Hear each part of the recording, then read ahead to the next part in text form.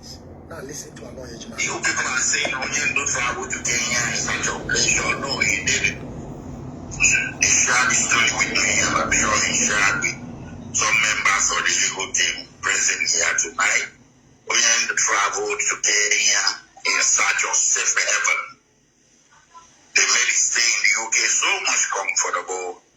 The United Kingdom's security and intelligence services working in cahoots with Nigerian intelligence services made his stay in the UK very unsafe. In fact, as he related to me, and he's a very credible man, on one occasion his brother, Kanu'S, had to come from Germany to rescue him, and they traveled incognito outside the United Kingdom. I cannot begin to relate to you the full details, but what happened to him was sufficient for a man to feel unsafe in continental Europe. And he was afraid the same thing would happen if he had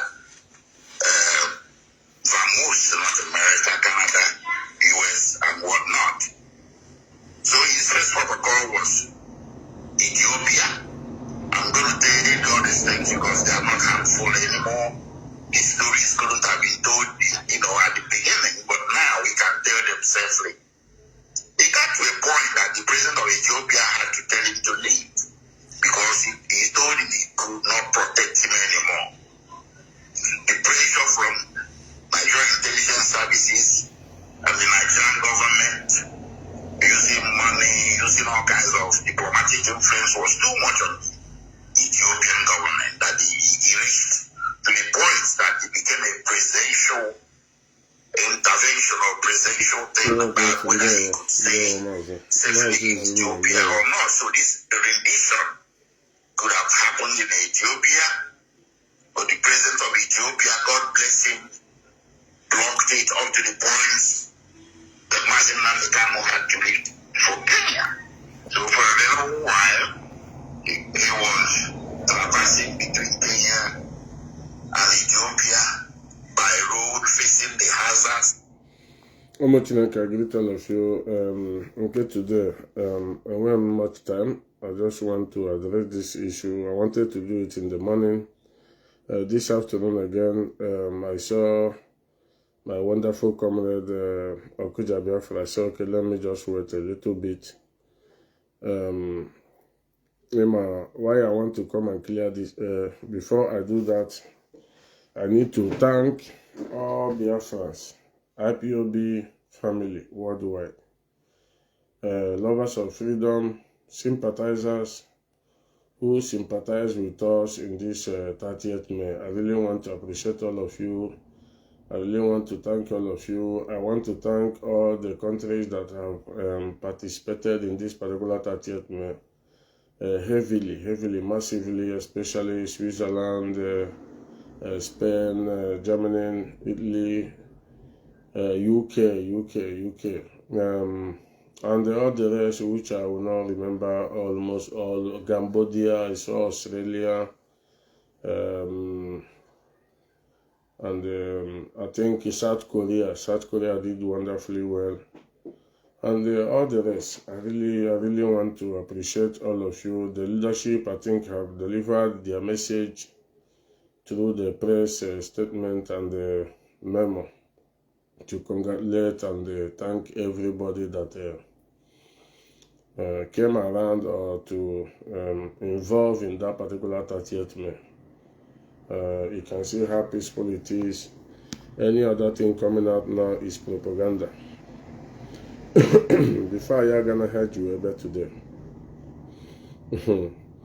When like Okuja man always come and say breaking news and say some certain things, most of us will say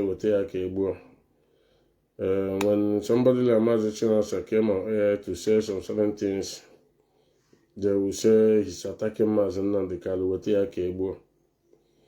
This is why we said they are pushing us for us to release every information we have so that they will know how to defend themselves. You can see it happening now. You can see it happening. That's why you see they are making us to be nervous, pushing us for us to say everything at once, so that they will know how to defend themselves. But what I'm telling you people this evening, this afternoon, if you read my write-up, I titled it, I think, What Happened to the Oath of Ipob. Now, Allah Ejimkor'S Edile. Ịmada gị ma a na-agba agwara m ụnụ na ihe a na-akụ ihe ahụ chess. Yes, USA as well, yes. I see USA too. USA did a wonderful well from Mazi, a wonderful and a quiet man. You can see the kind of lie Allah Ejimkor'S came on 2026 to say. Onye ndu jikwere pụwa, onweghị onye ọ trọstụrụ, a na-achụ ya ọsọ. We're going to break it down today. I'll break it down. In Europe here, you can have a mortgage, you can have a problem.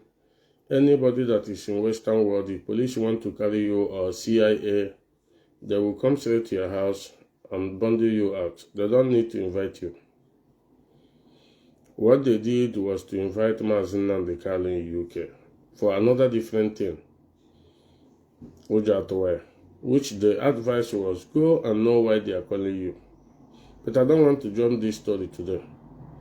Actually, take it step by step. Today, what I hate is lie.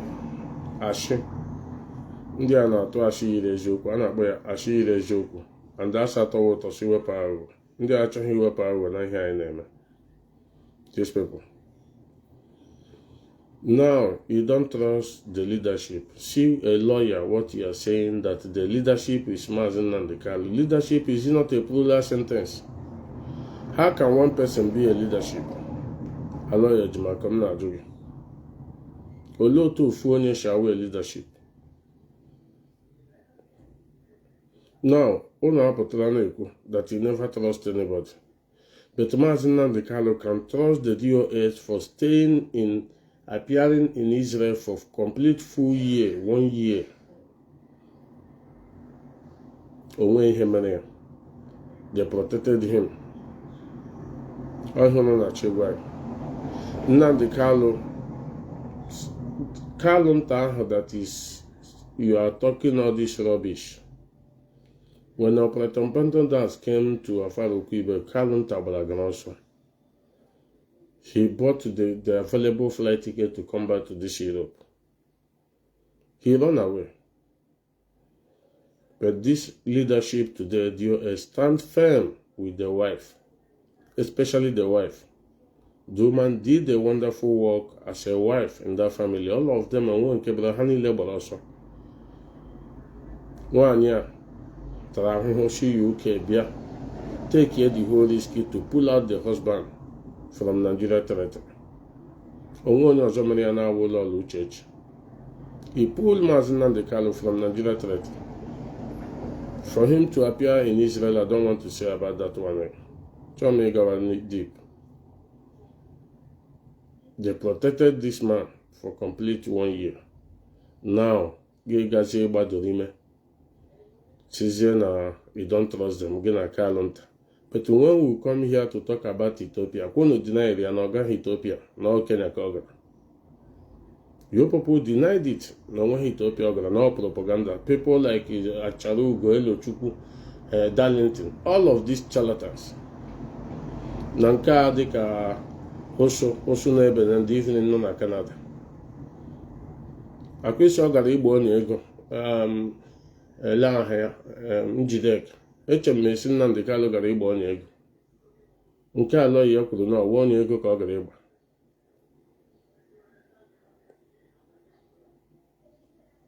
Asatọwa ụtọ si wepụ ahụ. This man have tried to twist this struggle since 2020. He has tried to build another DOH from America since 2020 because he see how strong these men are after removing Ipob. him and Kanu'S, the controller of all these things, Ipob, right from the scratch, was Mazi Nnamdi and the Kanu'S.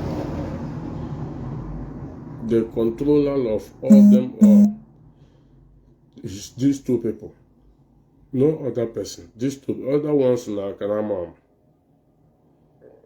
So you are telling me in Europe here, the government of where you are living invited you peacefully 3 good times for you to come. You took your bag and you don't know where to run again. It's in Ethiopia. And when you went to Ethiopia, you see that this Nigerian government is after you, as you said, you claim now, because I actually now. Your people will be telling us. You never say let you come back to another Western world like Italy, Spain, Switzerland, or even go to America. Because if at all you have that problem, all this Western world, they'll carry it like this. But what you did is to take by road like Allah Iberibe said no, to go to Kenya. Ebe akom madono, or ebo biana. Why all of us love going to Africa today? If you remember what you have there or what you build there, you will be trying to go. Or you will like to go home.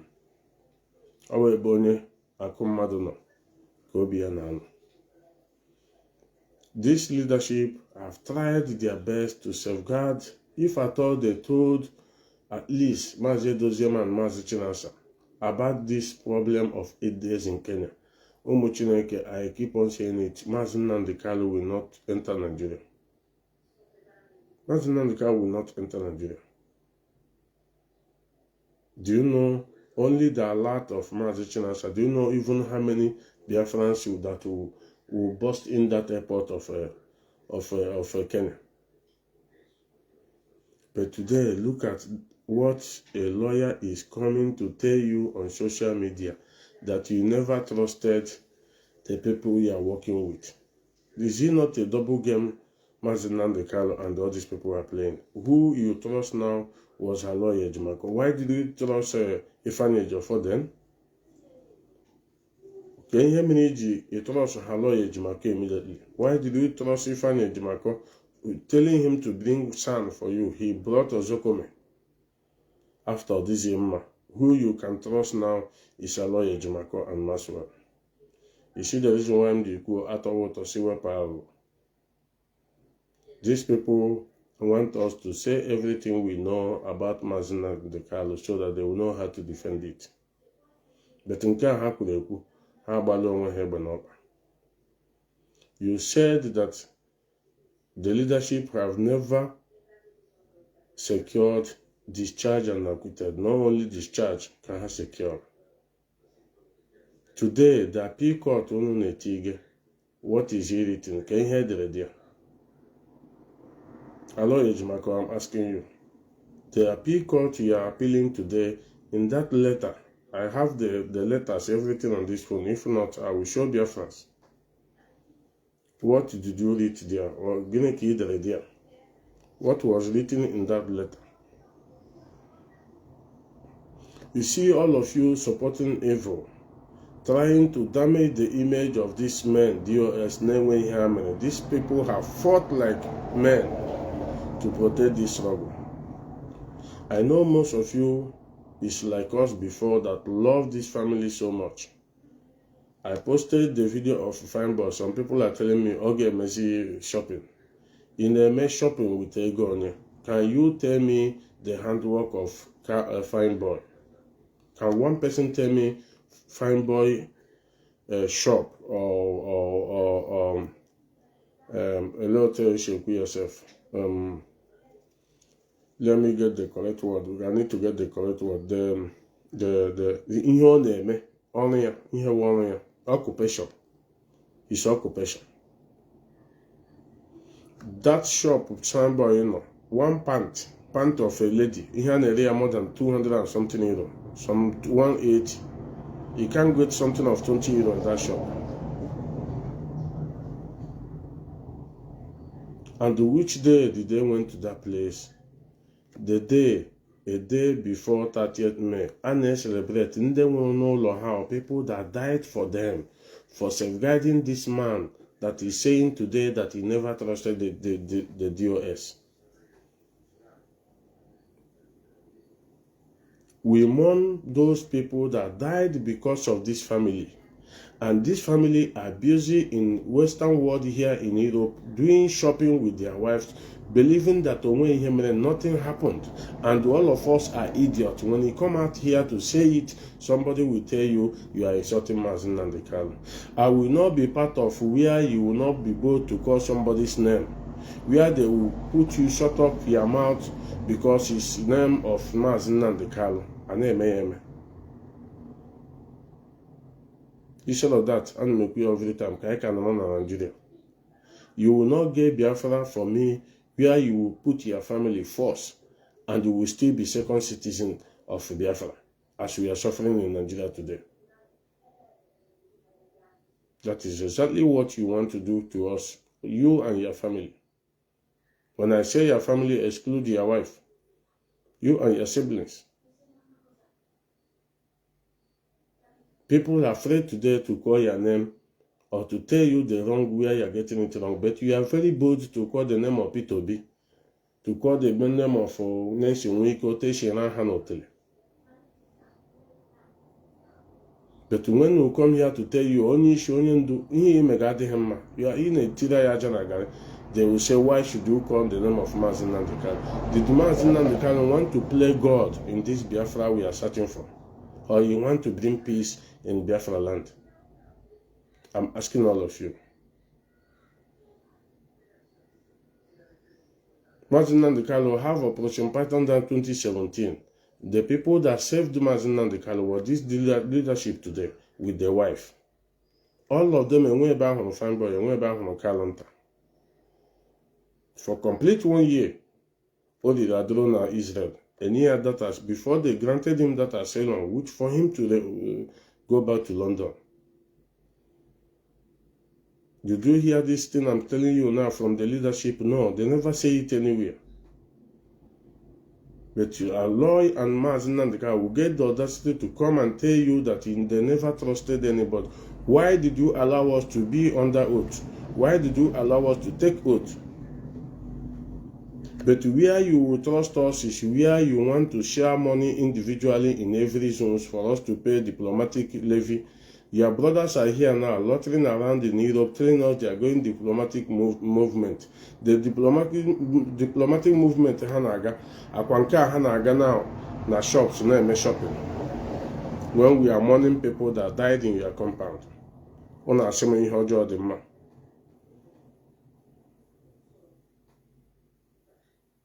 These things you people are doing, equally initially. Ofunwu ka nwoke na ahụ. Mazi Nnamdi Kanu, Kalunta, fine boy. If you believe that no nani unu nwere obi, o nwere ndị nwere ya dachi karịa ọnụ. Ana m agwa unu evri unu chema wee chukwu. Otu ọbụla unu si wee chọọ ya. If you want the peace, peace is welcomed. Unu chọọ ka egbuchi onwe anyị, we are going to do that. You people are holding our money for how many years now? No accountability. You can never tell us what you have done with those money. Every day on apatana cry nonsense. Ejimkor'S Ethiopia.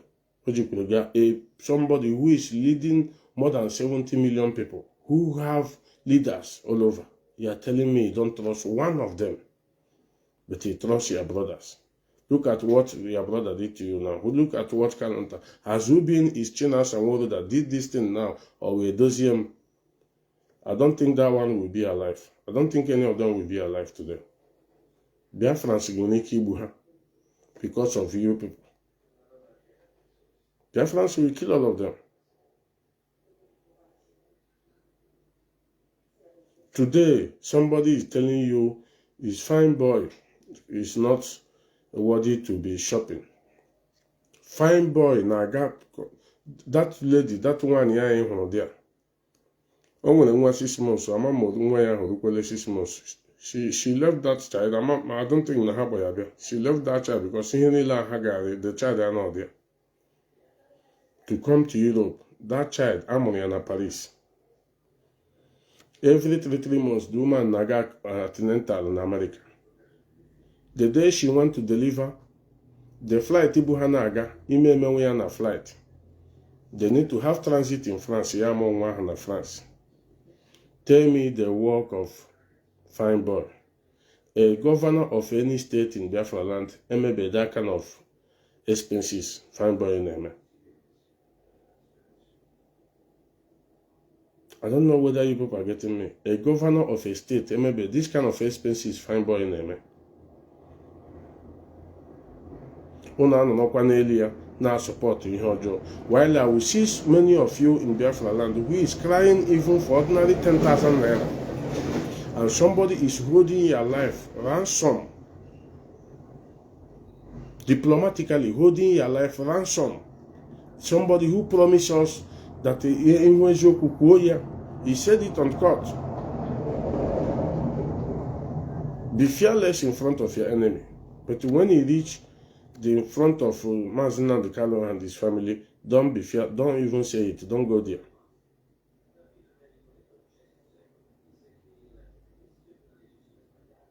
You taught us many things of Emeboko Treyala.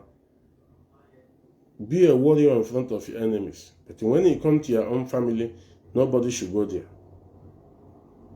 All the me make it on us, all the me make it everybody. I will never be part and parcel of this evil on our community. I can never, you can't call me. I can never be part of this evil on our community because as you I must say it. After people have died in your compound, you don't regard anybody, you don't even want them, you don't respect them.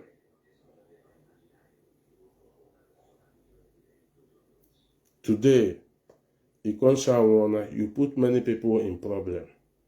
Remember, you are the one that come on Radio Biafra to tell that you are going to bury that guy with 2,000 heads. Today, Ejiane Bushin the by that your statement. They are killing our people in Imo State. What have your brothers said about that? What did the fine boy said about that? The 30th May we've just barely finished now.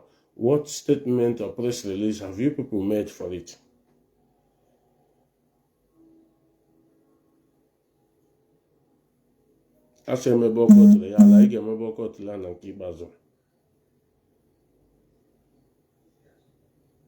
This is no longer a joke. Mazi Nnamdi, you have moved on for how many months now, how many years? He moved, go on. We think we don't know, we know. Because there was a plan between you and Kalanta. Most Biafrans today are crying for the leadership to stop the money they are giving to you, but all will go for KG. Because some of them say, Namenega abandoned, but he never one day come out to tell them that he is still collecting that money. What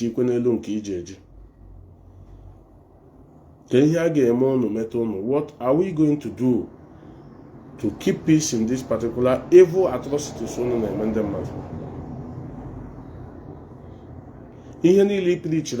To pass. You know why? Because it was information given to you as a leader. Now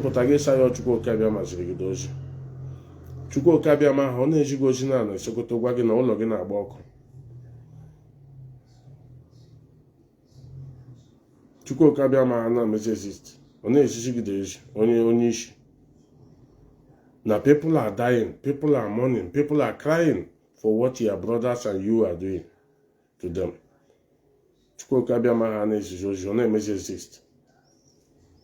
Everything you told us agabiga, but the only one who never come to pass up to now is that Biafra. You know why? Because nobody have given you the information. That's why you say it is the last miracle.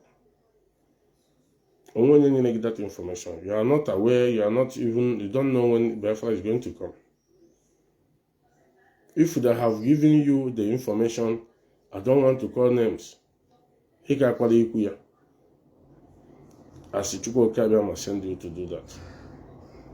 Mazi Nnamdi, we are tired of all this rubbish. Many people are against you today been against us as well, IPOB family, because of your commitment with them.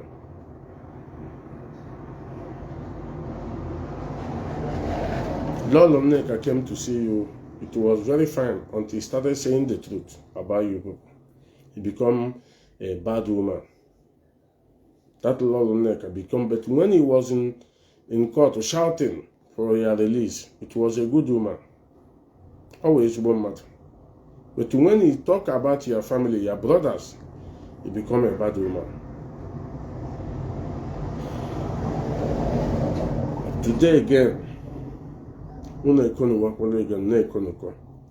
these are lawyers, all of them, name them.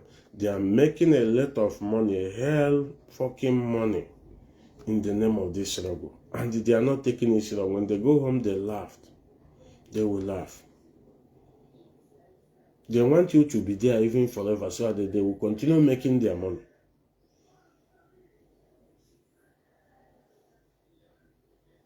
How many of Igbo man in that Sokoto prison have you been feeding? But you feed Fulanis and Hausas for you to have their mind within yourself.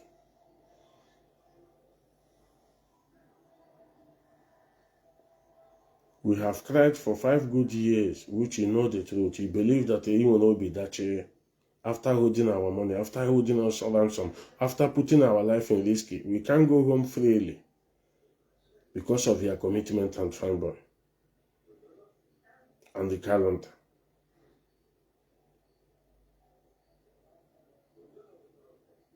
Why I know that you are a very wicked man, regardless, anybody, okay, I don't care. Why I know that you are John Mad, you are a very wicked man, Mazi Nnamdi, is what you are doing to this your wife. Through all these charlatans, through Benjamin Darlington.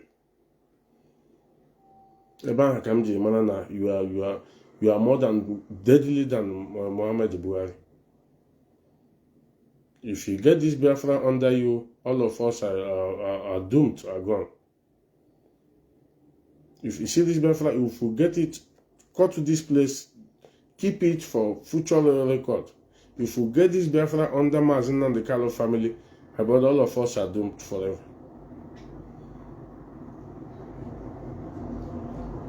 The smartness and wickedness from you is unacceptable. You have a remorse and retrieve a little bit. If not because of the OS, it will be because of the members who is following you. But you ignore everybody. You don't send anybody. You don't even consider anybody. What you consider is only your family. Anybody can go to hell. We are doing 30th May of people who blocked you for you to live a life today. People who use nothing, bare hands, to block military with AK-47, AK-48, RMG, for you to escape Afaru Quebec. And the Afaru Quebec, you are not there when they came. You refuse not to take those boys. Eshin Azulo Bupugo. I can put in here as now. Kono na here. Akowala fence uno Shidia make escape. Those boys was not aware. They thought that we are still inside the house. Abekwade Abushiaha. He did not even respect them on 30th May. He but give the declaration of Sokoto. Sokoto declaration. Why we are mourning people that died in your own house and people that died for this Biafra, you bring all of us in. Odikwegu.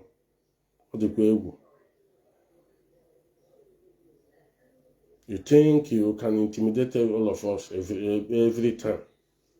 You think your people can intimidate all of us every time. Udele, or whatever Chukwu call Febu, is the only Igbo man that arranged protests in front of you in Abuja. Protest against you in Abuja. We are the ones that fought that guy without knowing Ihengeneyaji na he na-eme underground. They are all working together. Fanboy Anache, Kalunta Anache, all these here people idiots, they are not searching for them. But when we talk, you threaten our life, threaten Chinas and world, finding how to deport them, threatening everybody. Because we are still in the same struggle and the same oath. What have your family done against Chukwuka Febu?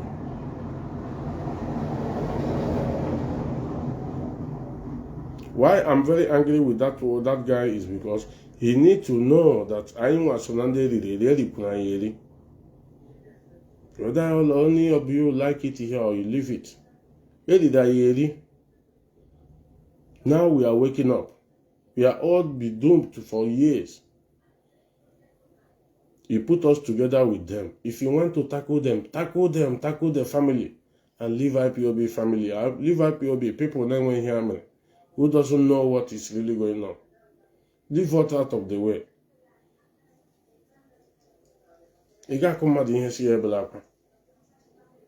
Enough of all this nonsense. People that come to 30th May, just yesterday, most of them reach home. Ndeji boss, Omaka Richanadro, Ndeji boss will be about more than 24 hours, going back to their various destinations. They came because of people that died and people that fought this war. But one nigga on a whole land, an idiot or some no game shopping. There's elderly women, men, veterans that in this struggle, praying for your family, praying for all of you. But in my why those prayers are not working because I can't the hot.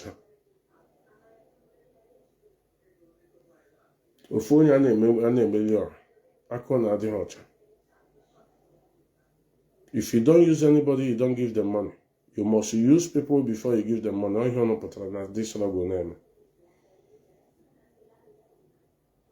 What you people are doing now is to send Maswell to be calling people now, bribing them with money for them to be attacking the leadership, for them to be talking about IPOB. People now want IPOB members. When did you start bribing people with money? You know the game you are playing because you do send people. You know, tomorrow you can deny them. But I'm here going now. I'm here.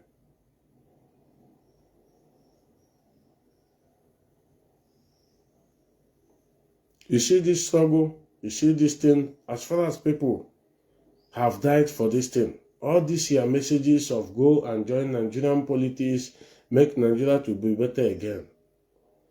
Non c'è problem, I tell you, no problem. There is no problem about it. But Mazi Nnamdi Kalunta, fine boy, you people must raise up those 28 men that died in your compound. If you can raise them up, I will be the #1 to support Nigeria. If he doesn't raise them up, the last mistake game. You think that everybody is the same.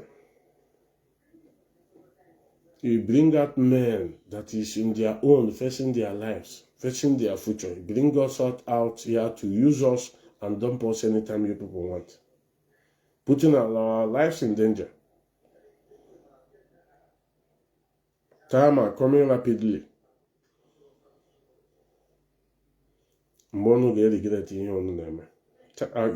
It's quite approaching. It's coming rapidly. Ikenga had left this struggle because of inhumanity. That guy was very angry, even to the extent of even talking about even the struggle because of inhumanity. They kidnap you from Kenya, which you know that from Ethiopia, Kenya, which you know that I can't anybody know, and the Nigeria government.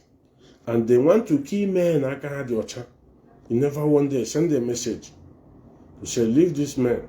They even talk about Ifeanyi Oba. Actually, that man, even actually his political career. Mazi Nnamdi the wicked. I swear to God. All of you to join together, even one nigga, your own wickedness is unforgivable. As you don't forgive people, I don't think we are going to forgive you in this mess you are putting to all of us. You have to, number one, come out openly or write a message to apologize to Ipob family worldwide for this nonsense and this behavior of your family. You think we are kids? It's my matter. You brought us out to intimidate us every day, to send us to exile, embarrass us, blackmail us, tell your ears to blackmail that person. All these games you are playing, we know the game. Remember that you don't know that?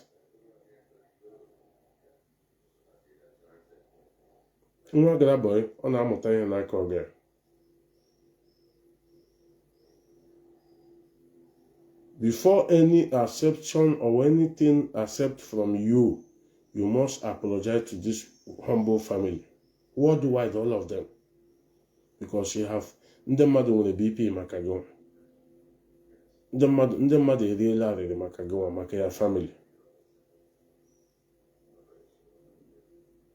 Today, in a mayor say bows, everybody must bow before you, before any other thing. People at home, Biafra land are suffering today. Those men are suffering, men and women.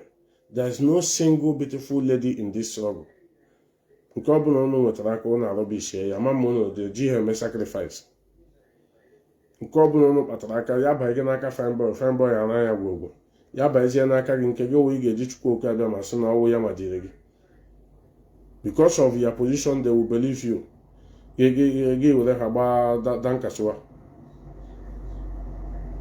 Kalụnta nọdị anụ ọ bụ ya wholesale with nne ya anya nke ya wụ no leave no transfer.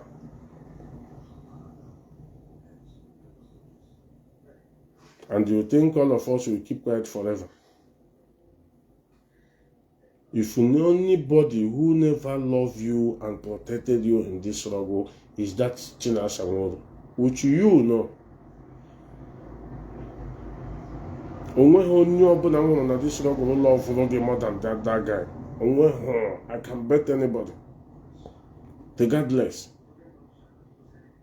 But because of your wickedness and the envy and jealousy, because you don't want anybody to grow, only your family or you must grow. You must talk about Nnamdi. Don't talk about any other person.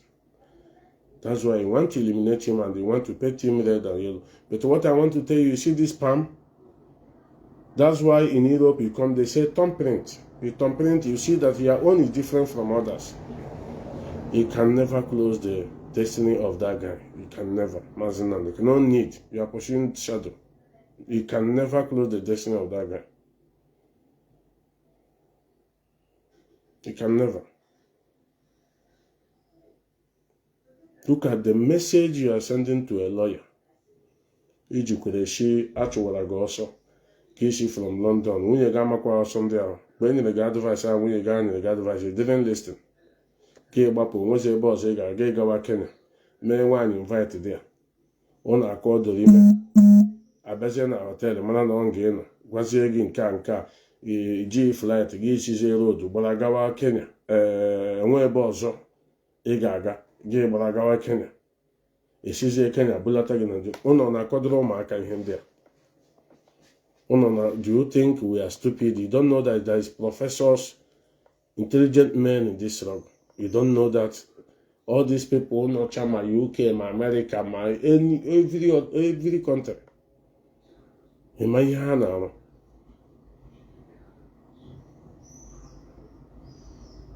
so imagine no much on the bind on CIA. You don't know. You should come back here.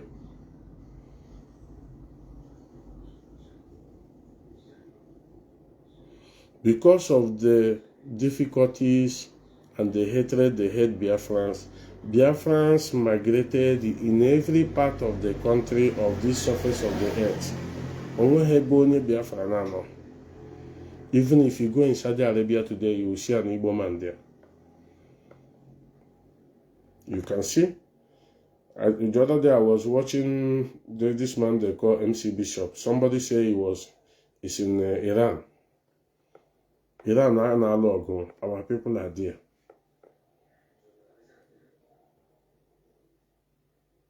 I don't think everybody will come back. Not everybody will come back. But you see, we have every intelligent officers, even these men you live at home. You think only your head can be more bigger than all these men, all these millions of Biafrans? You think so? Even if your head is 100% and their own head is 1%, times the 1% times 70 million, that you cannot win. Or is possible for your brain to be more than their own brain? Your head, your brain might be correct 100%, but our own brain might be 1%, but times that 1% times 70 million people.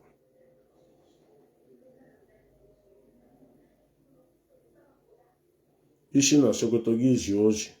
You go back and watch the result. If it doesn't bear fruit, you will change another strategy. Where is Avid today?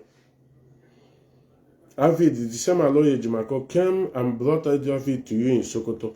Ozia usually had that money on your guy in Mahala. That's why they run away. Are you talking about them again? No. What you did immediately is to impose 100 men because you have lost Avid. Once they reach America, they find out, after that man visiting you in Sokoto, he find out many things he don't want to say there. He went back. Are we talking about Avid today? No. You know why? Because in the car, I'm not going.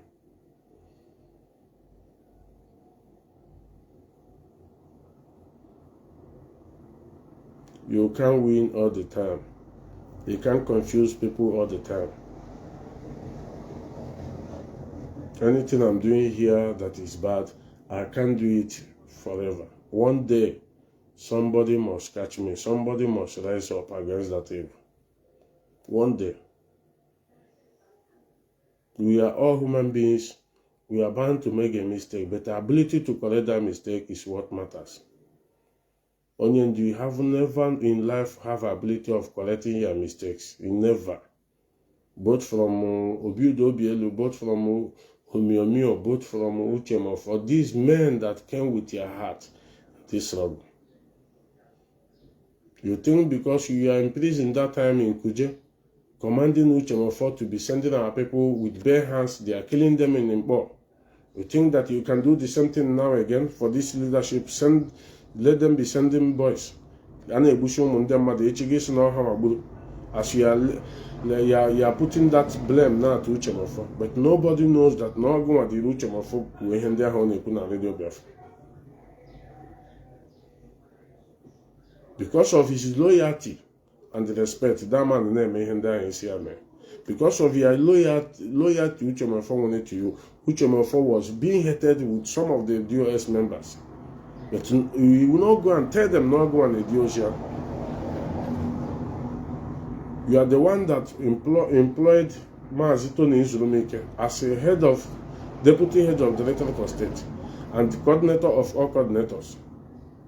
But for you to send him a message, you send message through Nnamdi.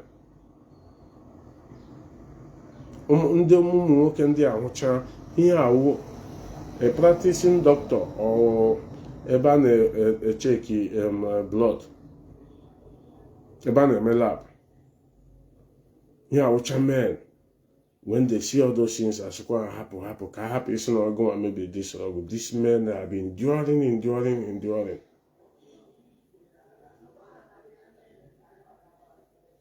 I think I'm going to hear Mono, I'm going to hear Toronto Nam on one of the Takre. I think or three of you, I think I'm going to hear Toronto Nama, Unane Webom wine. And do you think that everybody will be like all of you? You will allow my camels everywhere. Now, punish the lovely wife, Yellow. You gotta wish him everything. One I have name one day, he don't know how to say it. If he still say it tomorrow, they will still come after her. Even your own son, you punish the boy. If the boy asks you something, ordinary bicycle, Nnamdi Kanu, you cannot buy it to that your son. But he get with go no one. Only personal life. What kind of personal life? If you want to live personal life, go out of this struggle. This struggle is for public. And live your personal life.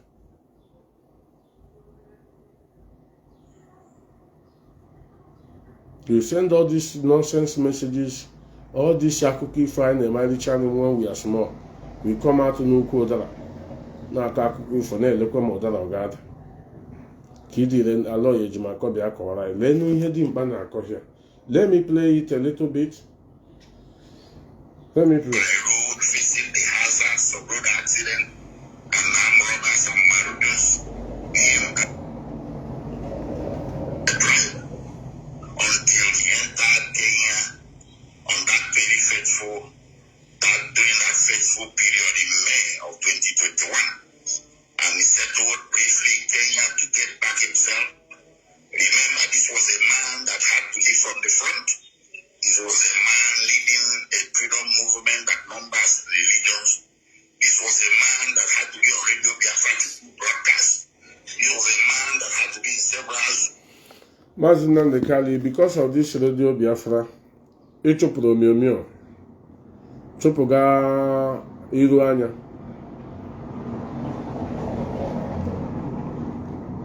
Because actually Radio Biafra International. I just happily no, they never even do anything. Anyway, in a prison, from prison, you pursue all of this men. Radio Biafra is where we worship. Where we worship is because where you give us information, most of our IPOB intelligence are given to you. Because any vital information that come in IPOB must be passed through you. Oguma get broadcast here. Oguma got Mazi abanim. Give me this one. Give me that picture. Give me. Kamlahani. Kamtiam Balamani. Mazi Chinasa. Share this thing. Give me. Send it to this thing. Make sure you give me that evidence. How it is any charge. Even a Radio Biafra gave say Ejimkor'S Majirigi. These men fully well know that all Haman will teach all this information. But they get not Ejimkor'S with the ones your wife will give to you. No problem. All those things are coming to pass. But my question is that Ejimkor'S Ogwagi na ga prison. Ogwagi na ga mega arrest. Na Kenya niile alo ye bere ba na kwere here. Ejimkor'S niile ala ọvụrụ gị na ezigbo ozizi niile anyị na-eji anyị nwa dị ndụ gị nwa nwụziri anwụ ọ gwaghị gị ihe niile a ya emegide na-emekwa up to this extent gị gawa Ethiopia ọgwa gị Ejimkor'S did not tell you gị si Ethiopia gawa what is it called Kenya ọgwa gị eshidi abụlata gị to Nigeria ọgwa gị a na-achọkwa ka azụọ gị ndụ Shidia nye life imprisonment Ejimkor'S agwa gị atọwa ụtọ si wepụ agwụ unu ga-ewepụra ya agwụ na nke ikpeazụ. We have suffered enough to keep quiet, and this evil, this atrocity, calamity are befalling our people. We are being tagged anything you can think of this planet Earth. Because of your family, because of what you did, because of ihe ikutere n'ọnụ. Only some of the things, even Darlington Akokuria, only the some of things that you say on Radio Biafra that is not correct, that will put the life of people in danger. But I back on it because you are our leader. Because if you talk, give up on your Hashinas up here. You see, Igawa Abuji Gebishi Buhari Alo. Who does that? On public. You came, they tell you now, you will not tell them that the house in there Baribe put for you for that year bailout was seized now by Nigeria government in Abuja. But that man never come out one day to complain. When he signed that into you, that house was around 100 and something, 200 and something million or billion. Now they are renting that house about 300 and something billion. Nigeria government will because of your case. What did you have to pay that man? Still blackmail and insult. And you tell me in issue don't know ma give ma him equal yasina na parion. Only with the property in that manner. You still turn around, you betray them, you shot them. Because you want to play that God. And I can see you are still playing the God on us. If you don't change Mazi Nnamdi, you can never win all of us. Are they possible? The worst mistake you did in this life to gather everybody in this struggle. There's people who reincarnated in this life with annoyance of this Biafra. So you join everybody together if you don't know. Onwere ndị isi mgbaka here, onwere ndị agwụ na-akpa, onwere ndị efulefu, onwere ndị Igbo, onwere ndị mkpụrụ mmiri, onwere ndị isi dị mgbe, onwere professors, so he joined together. So you don't think it's going to be easy. It's not going to be easy, and it's not going to be fun. Any door no try it again, bull mother or cocono gamana what we made of. Any door bona no try a bull mother or again. Kamana mono na how would go a the media. Enough of all this threatening, enough of all this nonsense. Only quasi equal.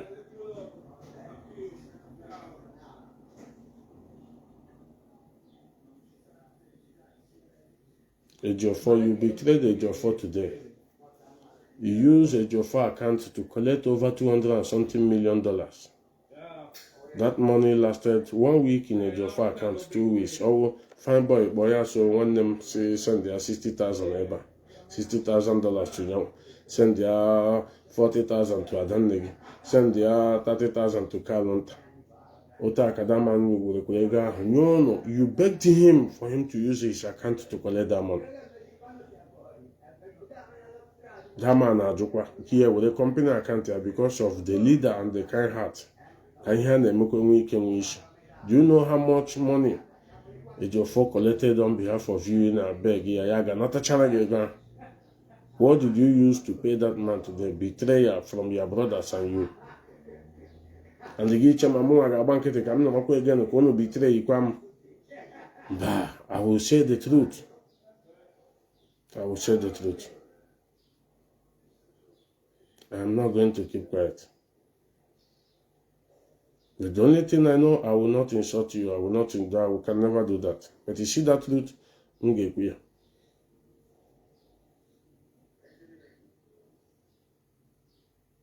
did you pay that man with? Obi mgbawa arịrị akwa unu shi na-azụkwa gị gasị ndị ụmụnne gị ha ga rịpọtụ Ifeanyi Ejiofor na EFCC na-abịa buru ya na ọ na-eme money laundering. Mazi Nnamdi, what kind of wickedness is that one? Agadi aga ahụ aha nwanne gị nwoke hụ aha gị marakwa na big man na big man lụọ ọgụ eziokwu na-apụta.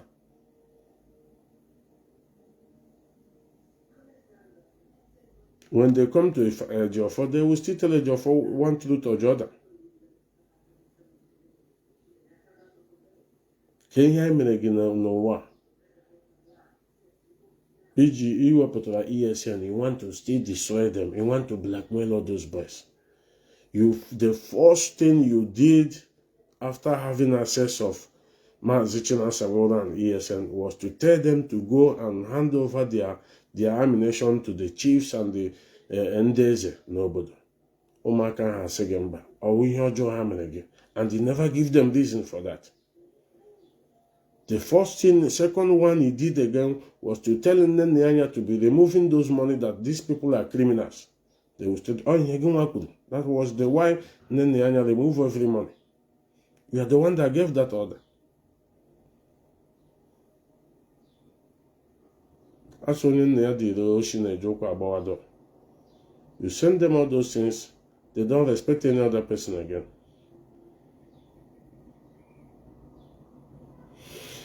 Okuja, if you are hearing me, you can put my line here if anybody want to call, because I just want to make this broadcast shortly before I go out. Enough of this betrayal, enough of this of backbiting, enough of this threatening of killing, of this one, enough of all those things. Enough of it. As an they send a message every day from that Sokoto prison. It's uncountable. There are threatening messages, there are good messages. How you send it, Benjamin Darlington, to be attacking Chinas. I need deny Kwanka. You evidence here. And did you know the funny thing? You are forcing us to bring all the evidences now so that you know how to block them or protect all those evidences. But it doesn't work that way. The evidences we have about the evil atrocities from Fine Boy is too much. About your communication with Simon Eba is too much, Mazi Nnamdi. That's why you can never in this life mention the name of Simon Eba in public. You can never in public.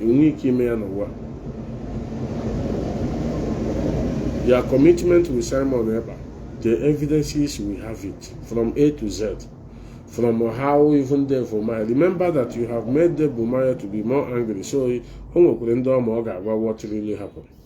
In evidence, in receipt. You don't know. So as you betray people, you think that people will not betray you as well.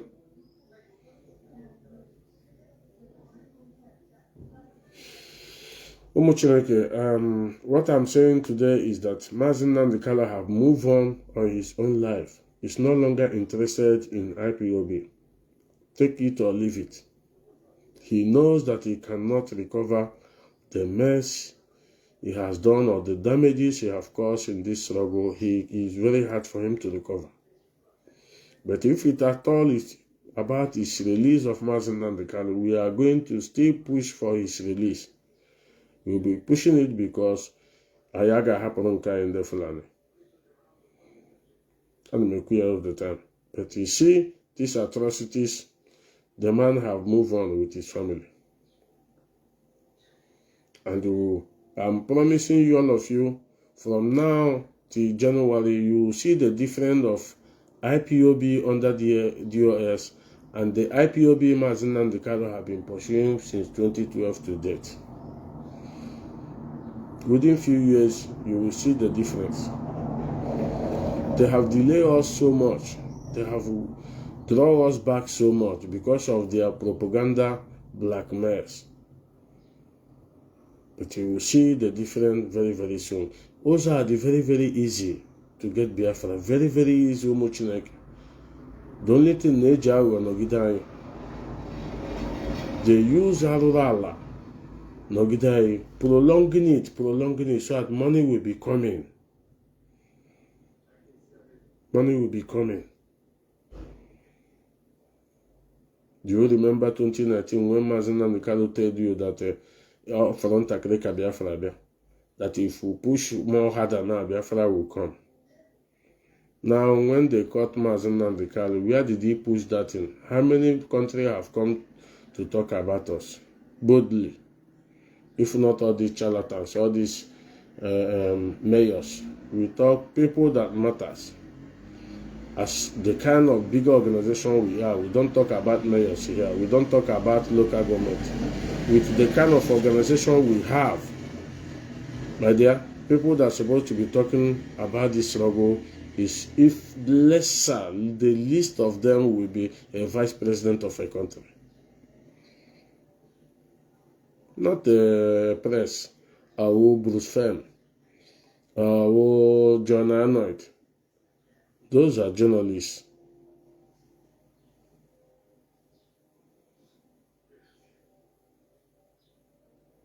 But equal here today, he will use another diplomacy. I tell you, which I'm of know two, me I know three. Those three, demonstrate it now that people are suffering. We want to see it. We need the Biafra. With the Biafra, we can bring you out immediately. Because all were country to country. It's no longer Biafra that doesn't have a government. It's country to country. Mazi Okuja, please put down my number here. I don't know if you are still here. Mazi Chisom, put that number here, please. I can see somebody is calling me in the other side. So, Umuchineke, what we are saying is very, very important. I think Fearless Evangelist gave a very wonderful analysis this morning. These men are men who came in this struggle with all their heart.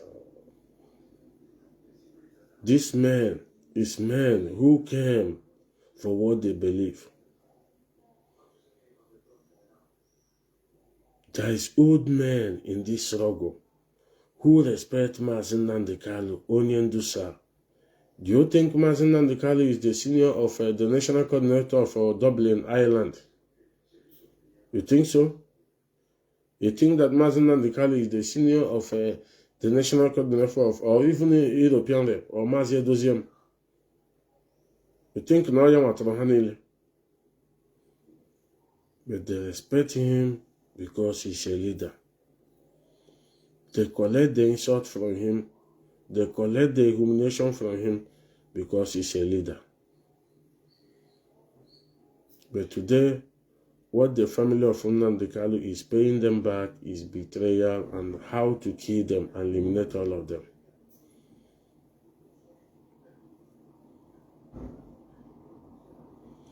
All of you that have access to Mazi Nnamdi Kanu one-on-one, I don't blame you people.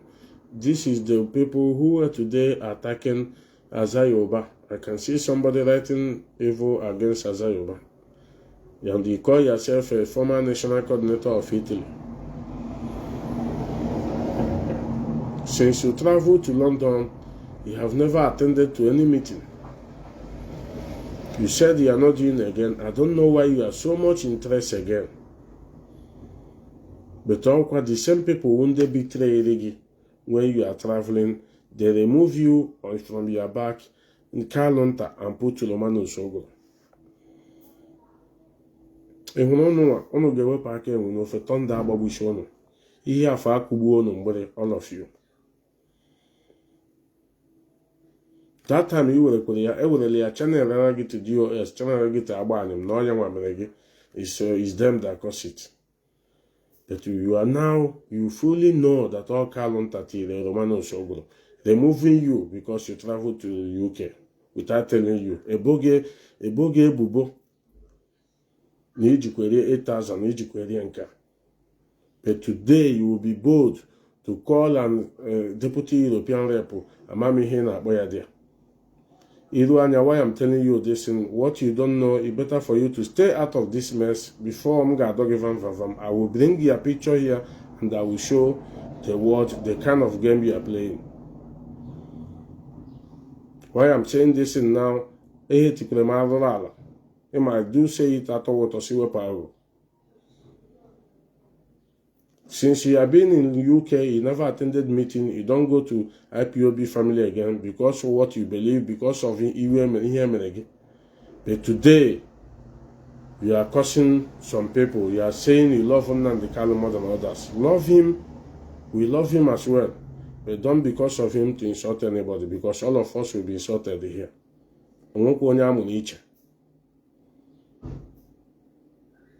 Ọkwa na ofu oteleke all of us wepụta onwe onye si n'isi gbaa onwe onye si n'ọnụ gbapụta. If you think you will be writing nonsense, I'm seeing all those your nonsense right up on social media, my own ụkwa mbudokwara nke m, you will not like me. Ya m na-enye gị na warning as a brother because you have been quiet. I love you as a first national coordinator of Italy. Even up to now, I do respect you. I love you so much. But it will not be funny. So I think my number is there. Let me pin it up. Yes, I see it.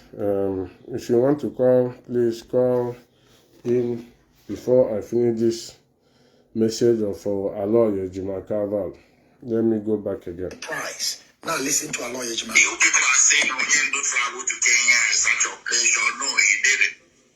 He shared the story with me, and I'm sure he shared with some members of the Eagle team present here tonight. We didn't travel to Kenya in search of safe haven. They made it stay in the UK so much comfortable. United Kingdom's security and intelligence services working night times with Nigerian intelligence.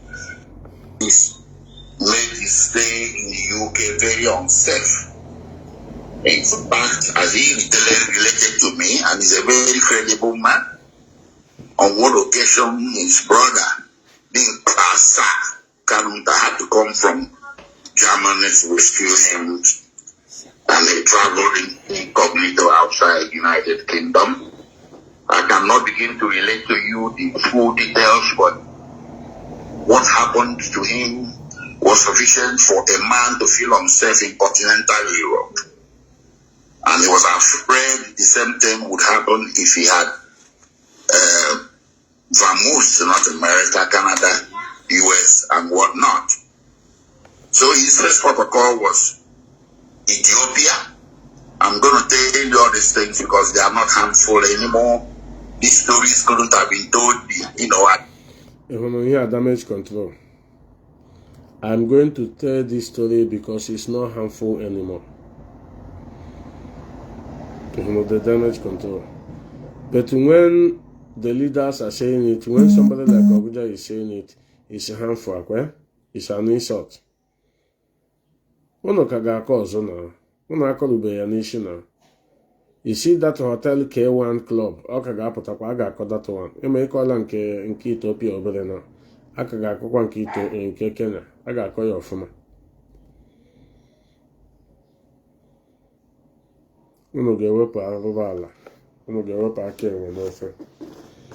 Our people have died on this struggle. Our people have died for what they believe. Our people are still dying today. Our people are still suffering today for what they believe.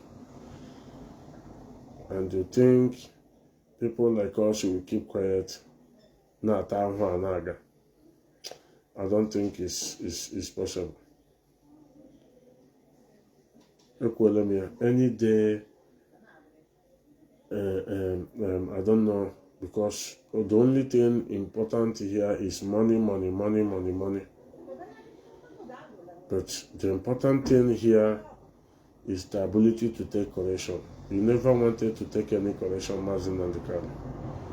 Even when you're as a shithole in this struggle, you regard your brothers more than any other person.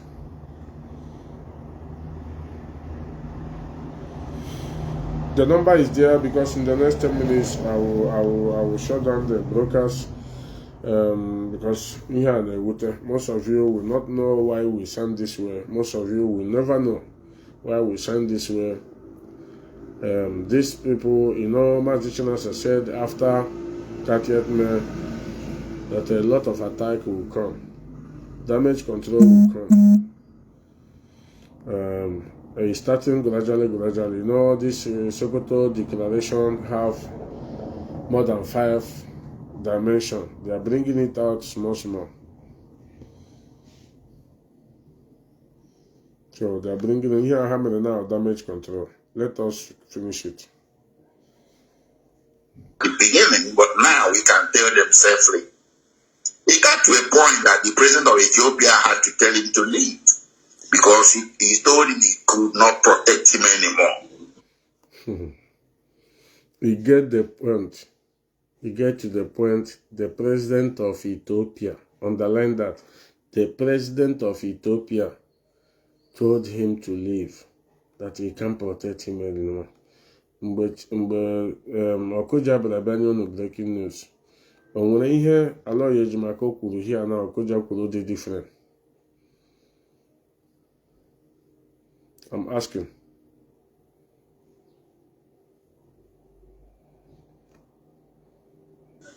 The pressure from Nigerian intelligence services and the Nigerian government using money, using all kinds of diplomatic influence was too much on Ethiopian government that he reached to the point that it became a presidential intervention or presidential thing about whether he could stay safely in Ethiopia or not. So this rendition could have happened in Ethiopia, but the president of Ethiopia, God bless him, blocked it up to the point that Mazi Nnamdi had to leave for Kenya. So for a little while, he was traversing between Kenya and Ethiopia by road facing the house. You know what they are damage control, no book over.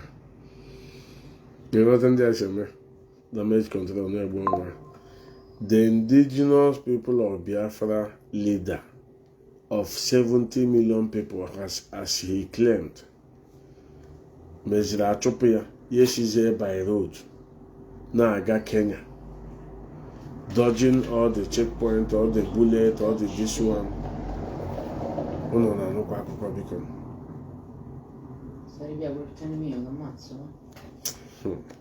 Let us continue. No. Road accident and armed robbers and marauders, him and his poor Ethiopian driver, until he entered Kenya on that very during that fateful period in May of 2021. And he settled briefly in Kenya to get back himself. Remember, this was a man that had to lead from the front. This was a man leading a freedom movement that numbers religions. This was a man that had to be on Radio Biafra to do broadcasts.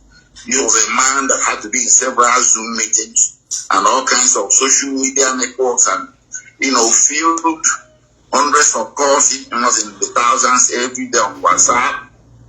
And all this period, this man was moving between one or two countries, sometimes by dead of the night and everything, and people expect him to call a meeting and start telling people who call themselves leadership.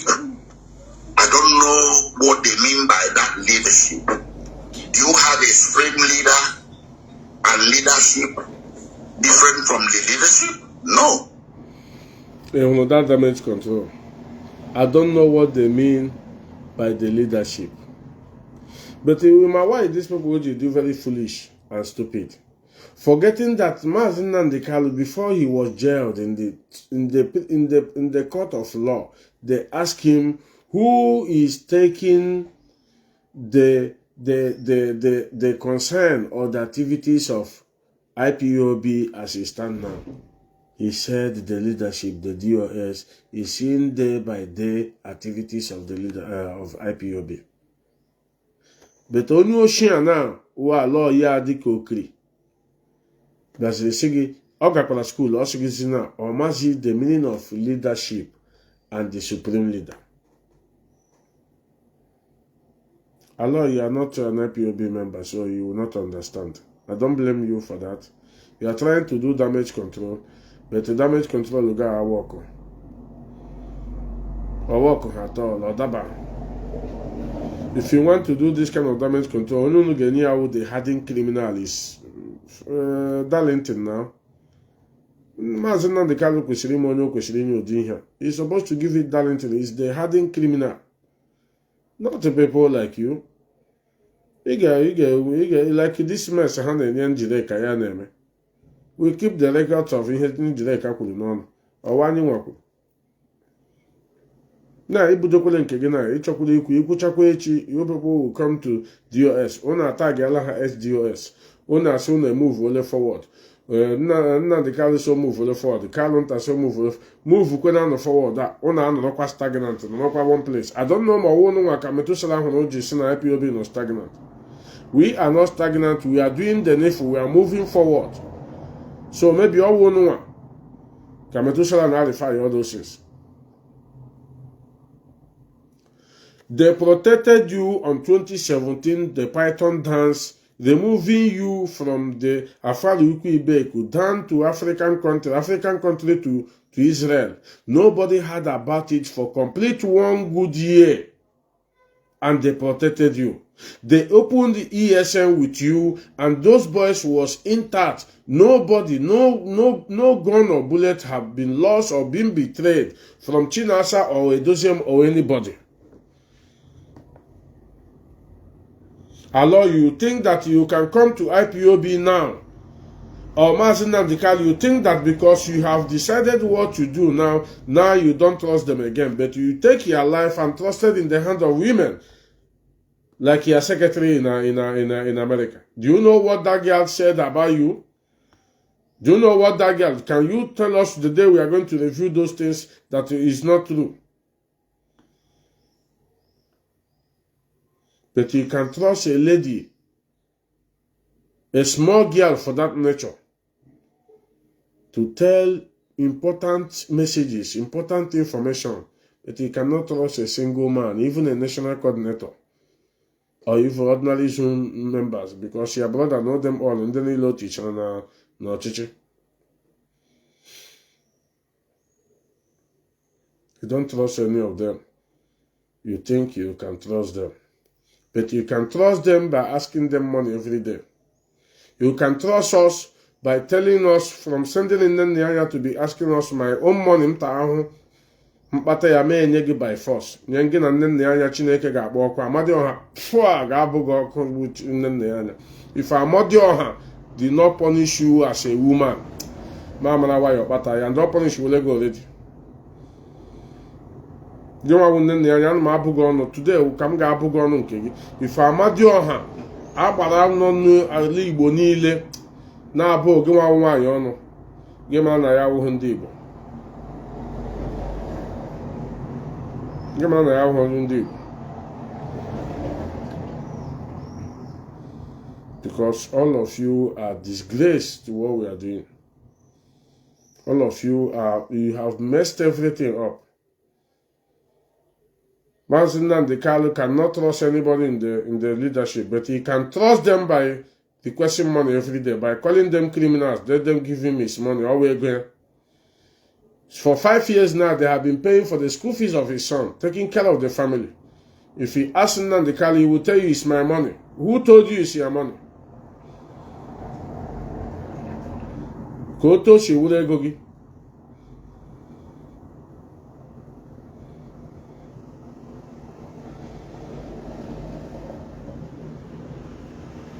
You see all of you that is supporting this evil. If it doesn't come now, it will come in the next generation. And I pray to God, Kabiyama, that he must come rapidly. He meet the area. He must meet them. And when he better, enough of all this blackmail and wickedness from all of you. Enough.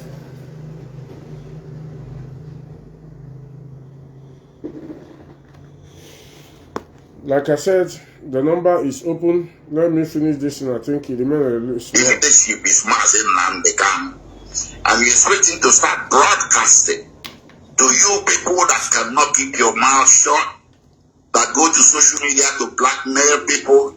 You want him to start telling you that he's taking some precautions. Mazi, the number is there. You can see I pinned the number there. The number is there. Mazi Augustus. The number is not Augustus. Mazi Kama. The number is there, plus 358 42 58 67 79 3. You will see it. I pin it on the comment section. To preserve his life and liberty. Freedom fighters do that a lot. Yeah, let me pick this first call. Hello? Yes, Mazi KK, good morning. I'm Mazi from Georgia. Because, you still have your program up here? Yes, Mazi, go ahead. And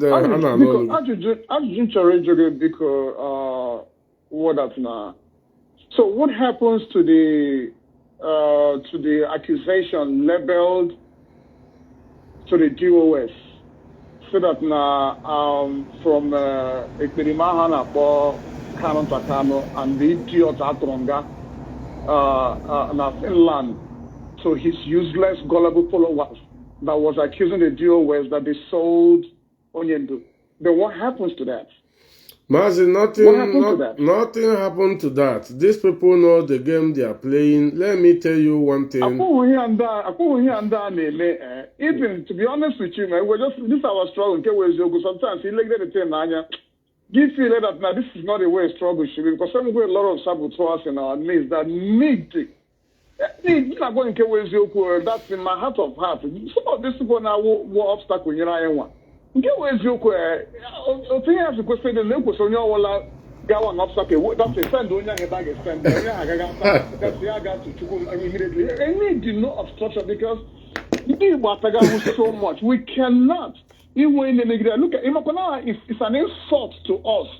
I'm telling you, my brother, it's a very big insult.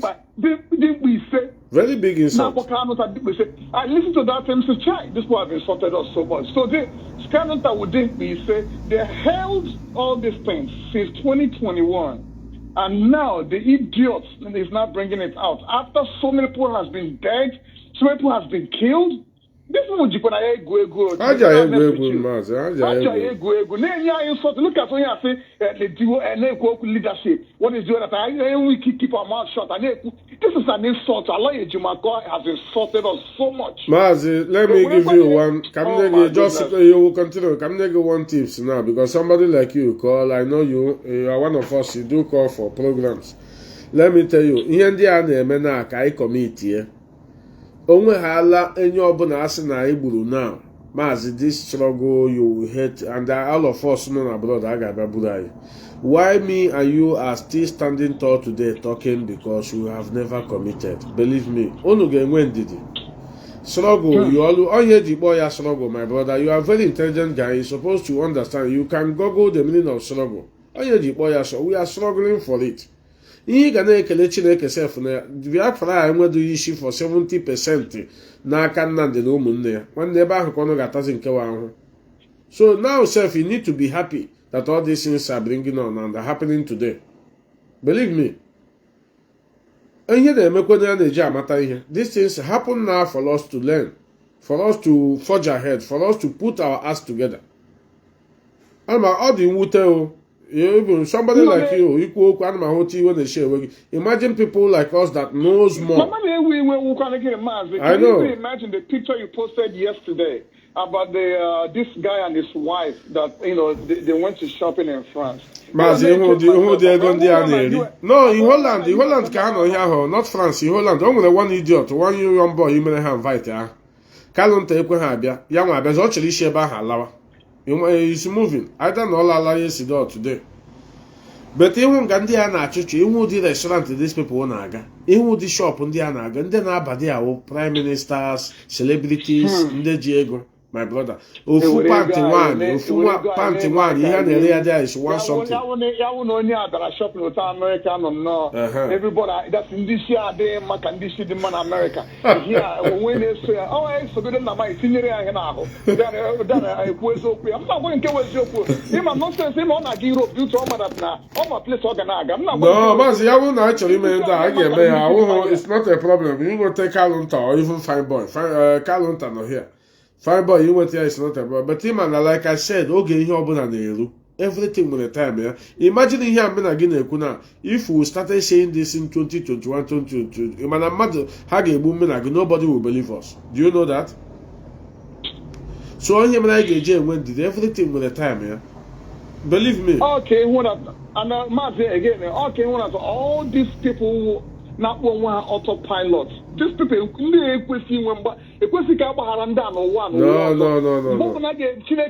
may restore Biafra. Some of them think they just how much abroad, that they have a safe place. Eventually, they will take Biafra, and eventually, all of them is going to come back. Exactly. They're going to come back, and then they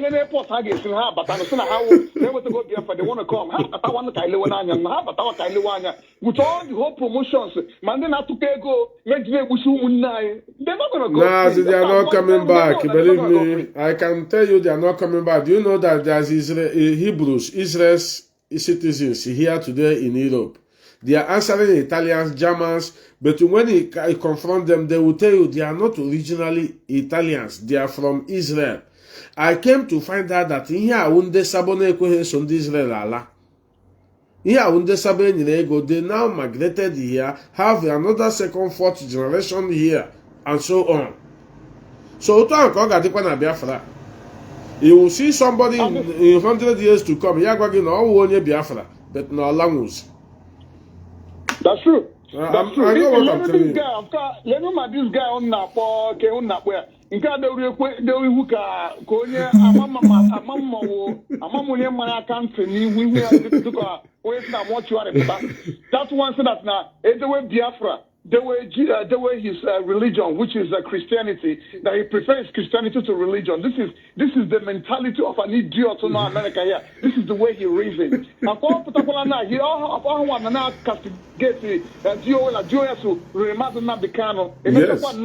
he's back again with 100 men. All these people,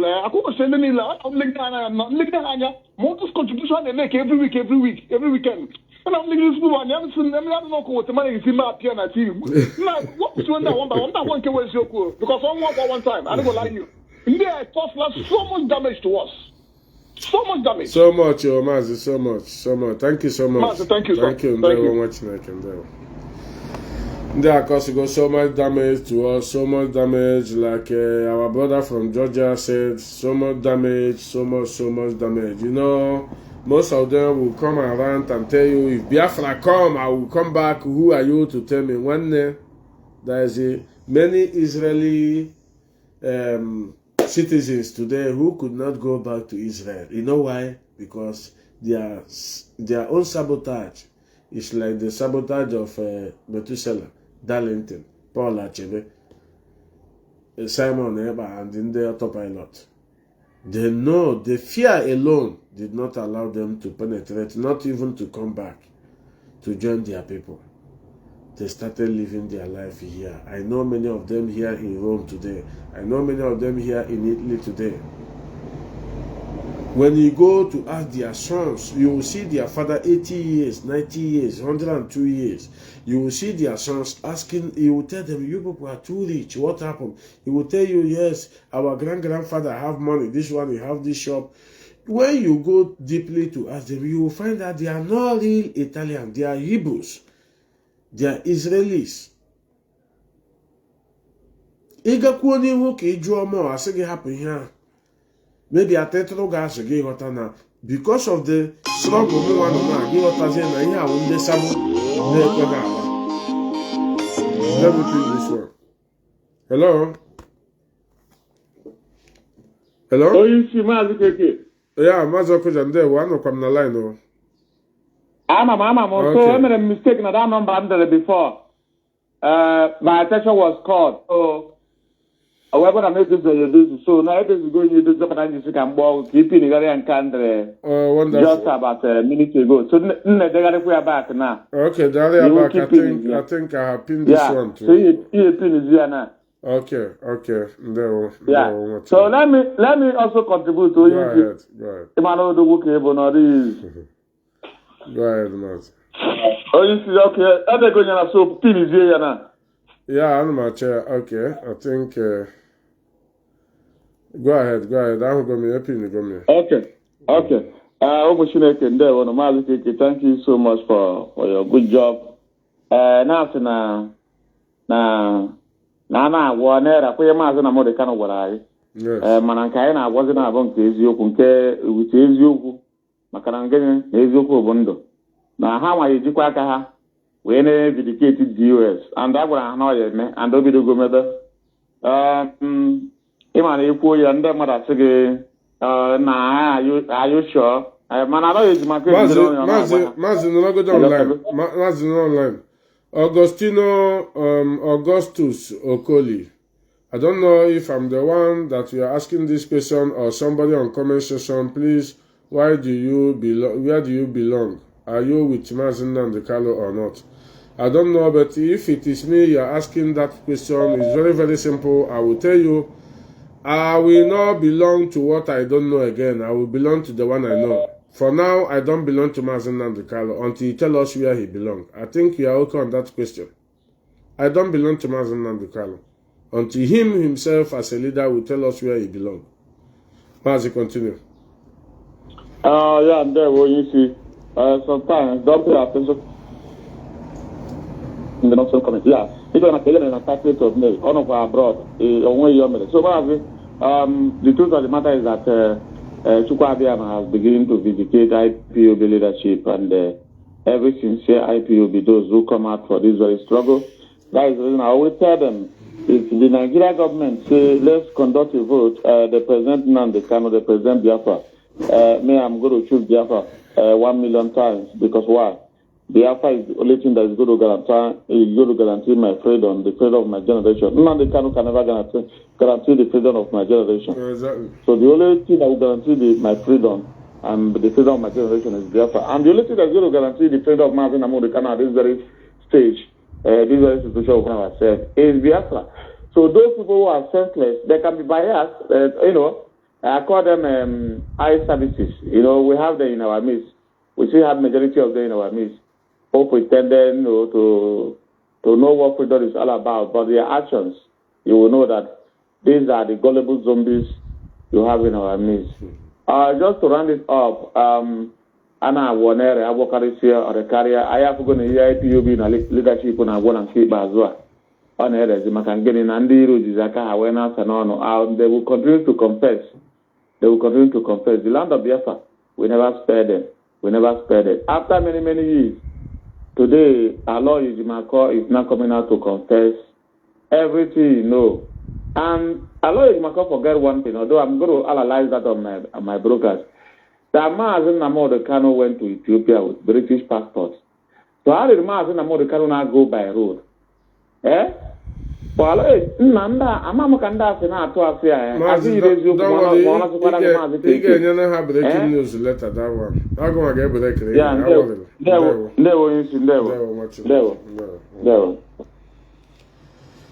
Yeah, I saw one of my brother that called, I like, okay. I don't know who is calling from America, but somebody just called before. No.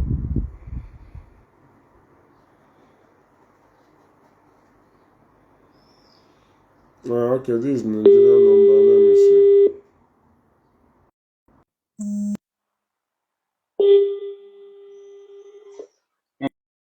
Please, I will call you. Don't call me on that place. I'm using, let me call me on this number I pin here. Mazi, go ahead. Mazi Okuja, please. Mazi. Yes, Mazi Okuja, send Mazi Patrick that number, please. Send it to him. Biko. Mazi, go ahead. All right, Mazi Keke, good afternoon from Biafra land. Mazi, good evening from you. My name is Mazi. Thank you for your program this afternoon. Here is After Prayer from Biafra land. I thank the leadership. Mazi, in fact, I so much thank the leadership. Mazi, you say that nobody belongs to Nnamdi Kanu. Rather, we belong to IPOB leadership. Yes. Biafrans belongs to the leadership. Nobody belongs to individual. Because during the war, our people did not belong to Ojukwu. Rather, they belong to Biafra as a nation. Yes. But to and in order to contribute their own quota, that is why they join hand together with Ojukwu in order to fight. That is what happened. So we did not belong to Nnamdi Kanu. Nnamdi Kanu will not go anybody. The leadership owners. That is the simple thing. And the Mazi, the leadership of this struggle will be investigated. That what I'm trying to say. A lawyer Ejimkor'S calling Potramanki Bazwa, where Nnamdi Kanu have admitted that Nigeria, Kenya. From Kenya, where is where Keke, but where mentioned, where boss. I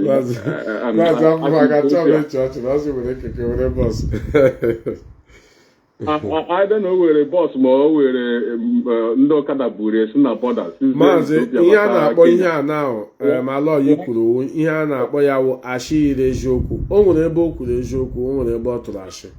But we are going to come to that.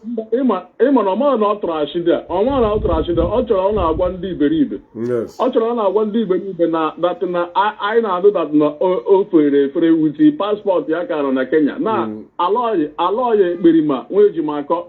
Onyoshi, or Lubekwere why, only for Lubekwere why, you see that man away family. Yes. Because they are no, I don't even understand the Nnamdi Kanu Jipori the mother. See, I be out for it. Mazi, come alone and come with how many abandoned America.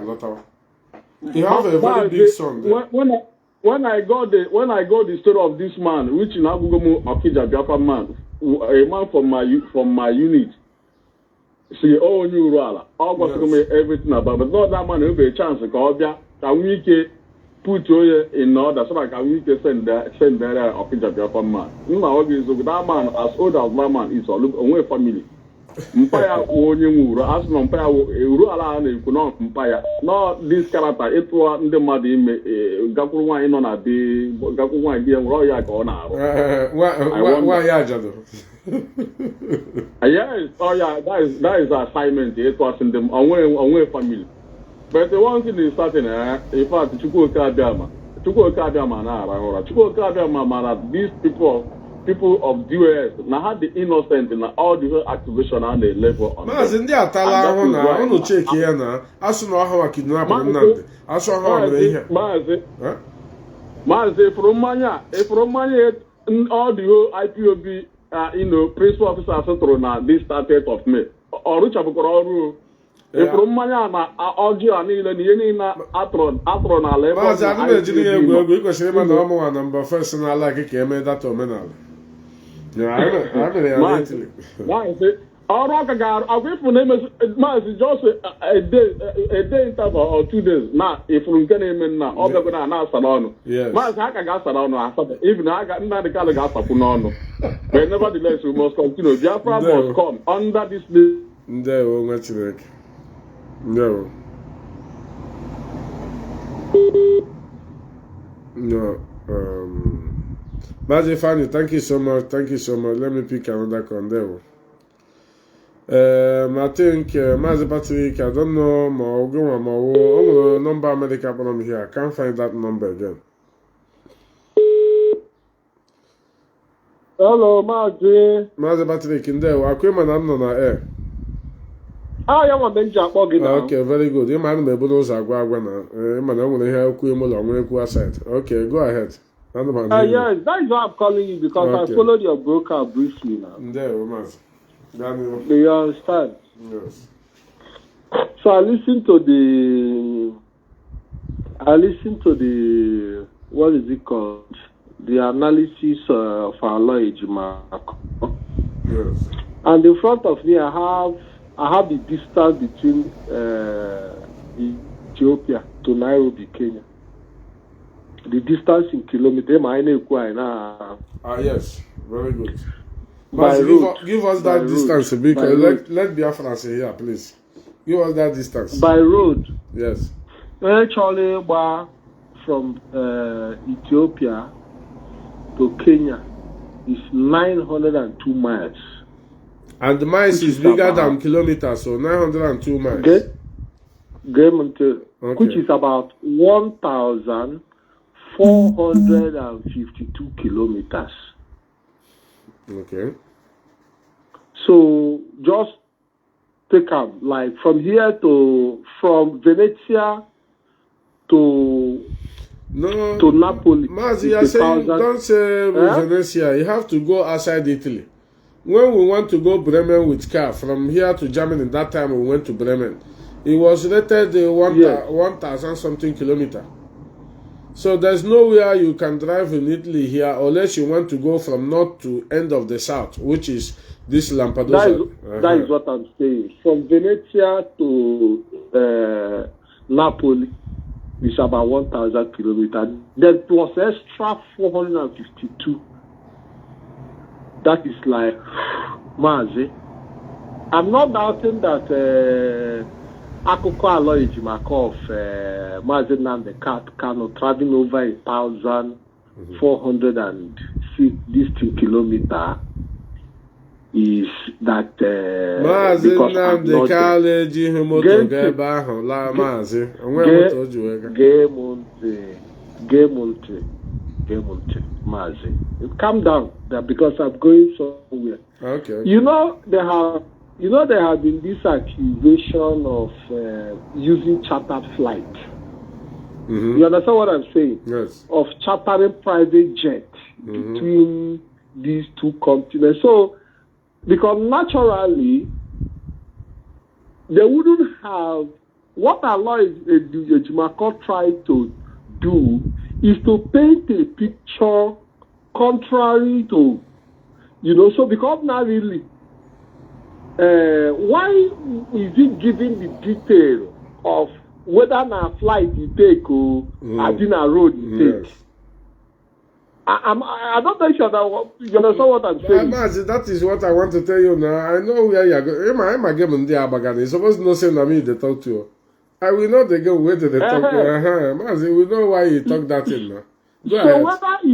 So whether you take road or you take flight, what is important is that he travels from, you know, so trying to put the means of the transportation shows you that they want to cover something. I sing na me they talk to now. Me, I'm a me here na chop. They want to cover something. You understand what I'm saying? So just to tell you know that he didn't use private jet and all that like they were good. Now holds a you understand that he used road, that he didn't use flight. You understand what I'm saying? You know, so Mazi, the truth of the matter is that I'm very, very happy to a very large extent because we'll be shouting that Mazi Nnamdi never informed his leadership about his trip to Kenya.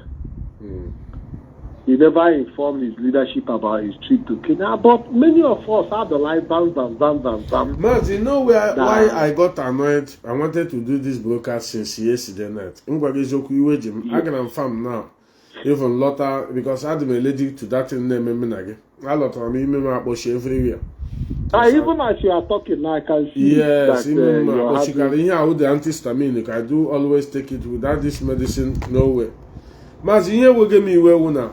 These people, God, their lawyer Ejimkor'S, now he never trusted the leadership who too much, anyhow. Mazi, this leadership when they are Proton Python da Subera, Swine boy Yabalaga. Kalun tagbara ọsọ baa na park lawa Lagos si Lagos abata Germany bịa chiba to Germany ọnọnwụ ya. This leadership na nwaanyị ya eshi na UK lọta agụ nwaanyị lọta bịa pull odi ya from that place from Ubeku ahụ pull ya pụọ from that outside Nigeria pull ya ga Israel ya na ọwụ yi onwe onye nụrụ ya. Mazi, you tell me that you don't trust such people and they want to throw this a full as a lawyer Ejimkor'S. Huh? Ama me otakwa ebe m na-akọwa na Mazi okwu gị kwụ ọtọ, go ahead. Ndị awụ ndị pululu this man, mana ihe niile ahụ that operation pardon that this Israeli nọ na na-asị gị Mazi Nnamdi Kanu for 1 year. If not the US ha kara igbu ya, they gotten him down ọma. Ụmụanyị a nwunye ya na ndị esevu oge ụmụnne gị agbalagasịa wute ụjọ. Ifuru ndị ha na Kalu ntaso gba ọsọ, you man those boys should know today nwe onye ma ha nwụrụ anwụ ma ha dị ndụ. Ask Kalu nta, he will tell you. Because egidere ha n'ụzọ ka ihe a na-akpọ ya military, stop them. Ihe Kalu nta ji ile aka na Kalu nta refuse not to take any IPOB material onwe nke oji. But those boys ji materials of IPOB egidezie ha detain na Kalu nta edina ya mgbe ajụrụ ya sị ya, are you with these boys? Ya say you don't know them. Mazi, what a wicked word. O deny them. I know he can say okay, he will deny them and go at least alerting people, tell people, Emana Kalu nta ekwu that thing until ya lọta Germany here. They're not a member of the US. Now those boys are stupid. Now how is stupid. So him na agwa gị na ọwụ na ọwụ igezi na ọhịa Kalu nta ji ọnụ ya kwuo. My brothers, you can imagine how wicked these people will be. But since in the Bible, no today, Kalu nta have never pronounced this thing. Have never said it outside. For us even to check those boys. No today, come na agwa gị nwanne m. Ọhụ mmadụ mụrụ ụmụaka ndị a. Mazi Patrick, thank you so much. I'm going to call him Teresa. Go ahead. Okay, thank you, Mazi. Though I would have said more, but go ahead, Mazi. Go ahead. The platform will go. Go ahead. Say what you want to say. What you Okay. No, so like I said, thank God that the leadership has been vindicated. At least that one. It is now at least, because I know that before Ejimkor'S we come out now to start public defense, the order must have come from Mazi Nnamdi Kanu. Exactly. Because I know that if Ejimkor'S cannot just, even though he has failed in the court, he has also even already started failing in the public opinion space, which is the media. Yes. You know, the work he couldn't do in the court by defending Mazi Nnamdi Kanu, he has now brought it to the public opinion space, which is the media, to do the defense.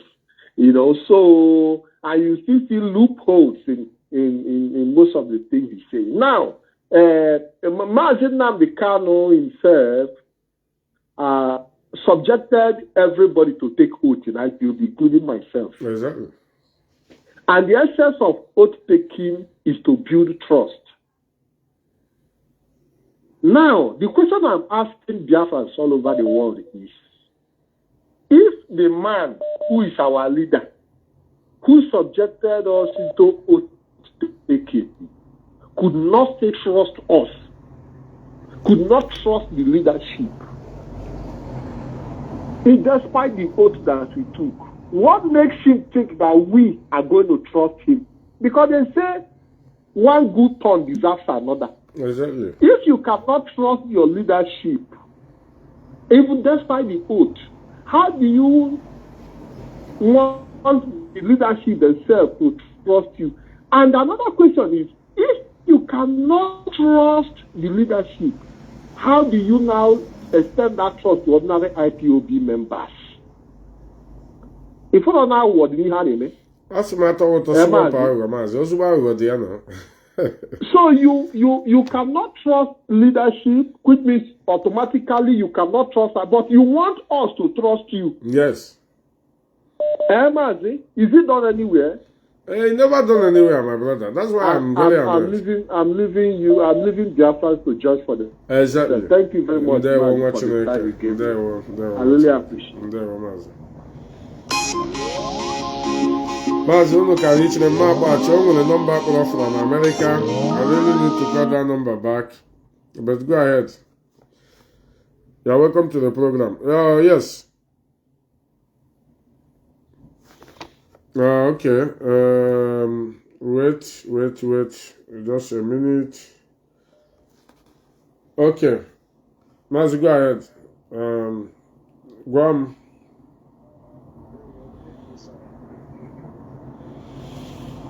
Yeah, do you want to contribute? Okay, go ahead now. You muted yourself, so I don't know. That's why. Let me put you back on speaker. Go ahead.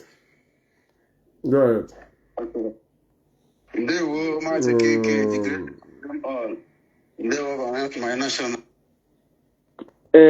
I just wanted to add something to the program, you know, based on what Ejimkor'S just released. The simple question we should be asking these people is this. This is not the first time we heard that Mazi Nnamdi Kanu entered Kenya with a British passport. It is there in a public domain. So now coming to tell us that Mazi Nnamdi Kanu traveled by road to Kenya, I don't really understand where these people are taking us to. No, Mazi, the question you should ask yourself, when they caught Mazi Nnamdi Kanu 2021, is it not only Kenya they are telling us today? What prompted this Ethiopia now is because we have exposed that Ethiopia accident. But when we said it, people like Okoja, they said the guy is giving propaganda. That the guy na cause a nuisance, not na cause a problem. Now, Ethiopia batakwala n'ime. That is where I want all of you to concentrate. That Ethiopia of a thing. Not even Kenya now, because since 4 years now, 5 years, we know about Kenya.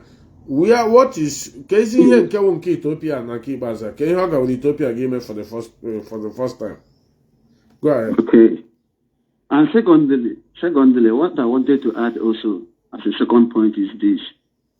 This same man that is telling us that he doesn't trust the leadership of IPOB, the DOS, was the same man that told us that Chukwuka Abiyama told him choose IPOB, Directorate of State, after he has prayed and woke up in the morning. Chukwuka Abiyama gave him the names of this Directorate of State. So I'm not asking, what I'm trying to know exactly is this. I don't know if you can answer this question, Mazi. Is it Chukwuka Abiyama that is wrong in this case now? Or Mazi Nnamdi Kanu is wrong? Or this Aloy Ejimkor'S? What are these people? What kind of story are they fabricating, bringing to us? Are they thinking that we are docile, that we don't have memory to recall what they have been telling us already? He went through road from Ethiopia to Kenya, and Ethiopia has not been mentioned up until now. Okay, and it was vivid that he went to Kenya, according to them, not even us, according to them, that he traveled with a British passport, a British citizen. I don't really understand what these people are even. I don't know what they are. I can't understand. I can't fathom all these things. Are they thinking that we are gullible, we are fools, that we don't know what we are doing? Oh, you see, please, this is just two questions that I wanted to ask for our people to go home and reason, know exactly where these people are coming from. A lawyer that has soiled his hands, that a corrupt lawyer that has contract with the Nigerian government is here defending somebody who called our leader.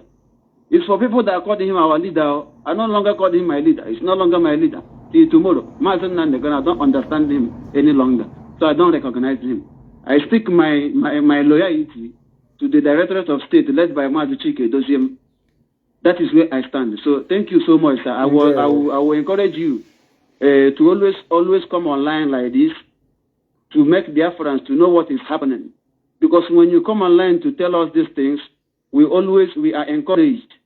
You are lighting us more to keep on pushing, because it's a struggle, as we have said. We will keep on struggling till Biafra is achieved. And so shall it be in the name of Chukwuka Abiyama. Thank you so much, my leader. Thank you so much. Thank you, my brother. Thank you. He say, I like when you call Ogibe go for Oya Keja Momo Chineke. Omo Chineke, only America, but I'm here, I'm sorry, but this phone can be. I'm batching the person. Mazi, I don't know. Hello? Yeah, Mazi. Mazi, good afternoon. Good evening from here. Mazi, it's Mazi Kam. I'm calling from Ireland. Well, Mazi, we are with the Zoom number. My chairman, this will shake him, but clear here the clear and care when I'm suspected now. Number is Zoom now. Okay. Go ahead. Mazi, the point is, there's when the police caught you, they will ask you, you have the right to remain silent. Whatever you speak here will be used against you. So Ejimkor'S when you advise, okay, for silent, because the more they speak, the more it becomes worse. The more they speak, the more it becomes worse to them. I'm telling you. You understand? But with truth, when you speak the truth, you don't have to be afraid and you don't have to worry, because even if you truth, with iron, it must stand the test of the time. There's no way about it. You understand? Once you speak the truth, will bomb. Speak it and forget it. You understand? Exactly. If somebody come and talk this and talk that, you are blackmailer, you are gossiping, they will end up finding out the truth. It's a matter of time. You understand? So that is how truth works. And them trying to defend Nnamdi Kanu, my brother, it's indefensible. You cannot defend Nnamdi Kanu. Kedebige bido defend. It's baggage ya juru trailer. Mazi ga-ebudo na ọ pụwara ihe a ọ gwaghị anybody ka ị ga-ebudo na ọ egidere ya agwa nne nna ya bụrụ ego anyị pụọ ka ị ga-ebudogodi na o bitere DOS. Eledebe ị ga-ebudo ka ị ga-ebudo na ọ gara ọ gara Ethiopia okwe ha agwa ya bịa gwa anyị na ọ Kenya. Mazi, go ahead. The truth is too much that is unbelievable. You understand? That is the point. And look, let me add this one more thing. You know, when Emeka Gift announced to us that the movement has shifted from Nnamdi Kanu, and they are starting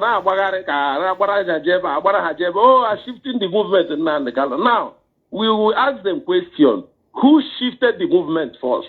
Is that not Nnamdi Kanu that shifted the movement? When he left IPOB family, by IPOB, all of us as Mugus, one family, IPOB. A man one family. His one family is autopilot. Yes. Nnamdi Kanu one family is autopilot. We can see it clearly now. All the people gathering that he is praising, they are doing a good work. Is that not autopilot? It's autopilot, Mazi. Okay. And non-IPOB member. That is, his one family, he has abandoned them. He's greeting autopilot. Now, the movement, he said they are crying, oh, movement, we shift the movement from Nnamdi. When Nnamdi Kanu left us and went to Kenya cut communication from the whole movement, even DOS, even the IPOB family, even the wife, cut all the communication. We don't know where he went. We don't know. What is that? Mazi, explain to me. Is that not shifting himself away from Mazi, tell us shift to now. Tell us shift to. Oh, tell us shift to go from the wife herself. So when we are talking about shifting, they are crying. But Nnamdi Kanu shifted the movement. He shifted away from the movement, gone away. Forget our modus of operandi, forget our chain of command, how we do things. He got into problem. He don't even want to inform us. Shows that he has shifted. But look at the people that knows he's in Kenya and all those travel. Even the politicians of Nigeria knows that Nnamdi Kanu is in Kenya. Mazi, the politicians even visit some. I don't want to call them. How to defend yourself. Some politicians were even visiting Nnamdi Kanu there. Okay, this is the people that is his one family. This is his IPOB one family. Through the Kalunta.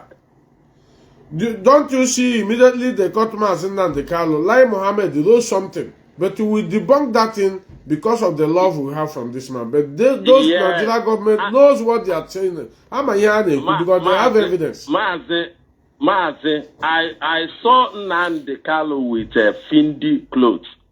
Not even a suit, trouser suit. You understand what it means? Seeing him with a trouser suit, which I've never seen before in my life. Mazi, don't worry.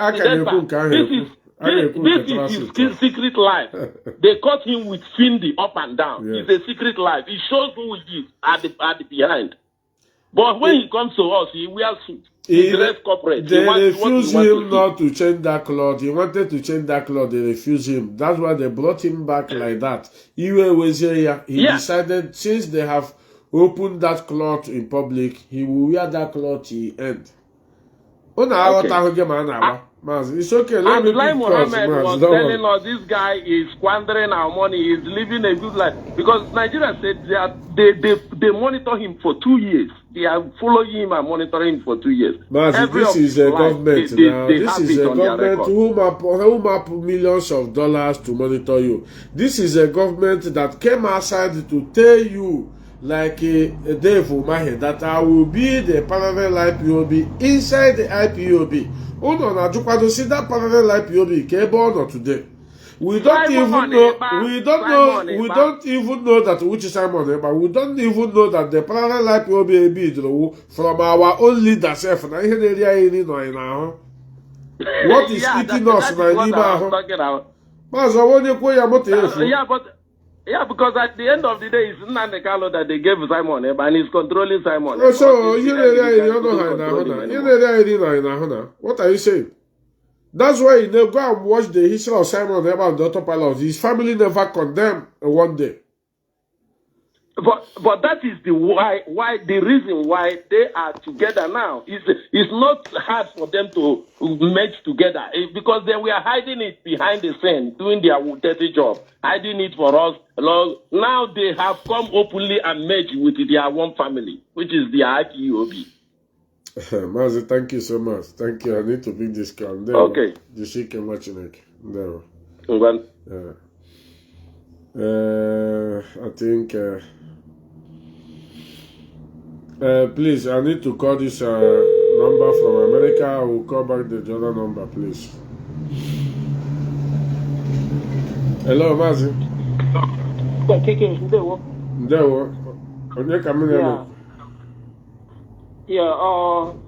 Nnamdi from New York. Okay, Mazi, I'll go and come now to come back because I'll go and but now I got you. Yes. Mazi, I just think that I have a lot of things to do this morning, but if I tell you that this is hammer, your broadcast this morning is minimal. You know, yes, it's really shocking story, you know. Actually, I have been heard about that before, but I keep asking myself with simple questions. How is it possible? But the most trusted person is trusted so much that's always telling me all these things. But I still believe that part, but I can make shit like this kind of scenarios. My greatest worry right now before I go the Ethiopia in that budget right now. My greatest surprise now the millions of souls that have died on this planet. Exactly. Not even the money. You know, people are crying for money. Money is not everything, my brother. When they run today, Aqua have billions of worth of billions of building Aqua. How what is important is the life of our people, my brother, not the money. Go ahead and watch it. Nah, you see, KK, you know, when you look at you, you're a very honest and very good man. And he was the last person who gave me money, he heard you. As about the food, he had no them. You know, I've been following you for a long time. And I never see you one day blackmail anybody because you know how the fact and the figure. But now, the onion of all people, where this kind of a mind against his own people, why not have five on the area stage? And he brought us on this just to about game.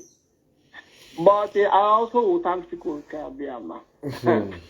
because Mazi, Mazi, just hold on, because you get butcher. I'm going to hear on the leaders, on because unu chowe ko unu ya no ho ga dey very difficult.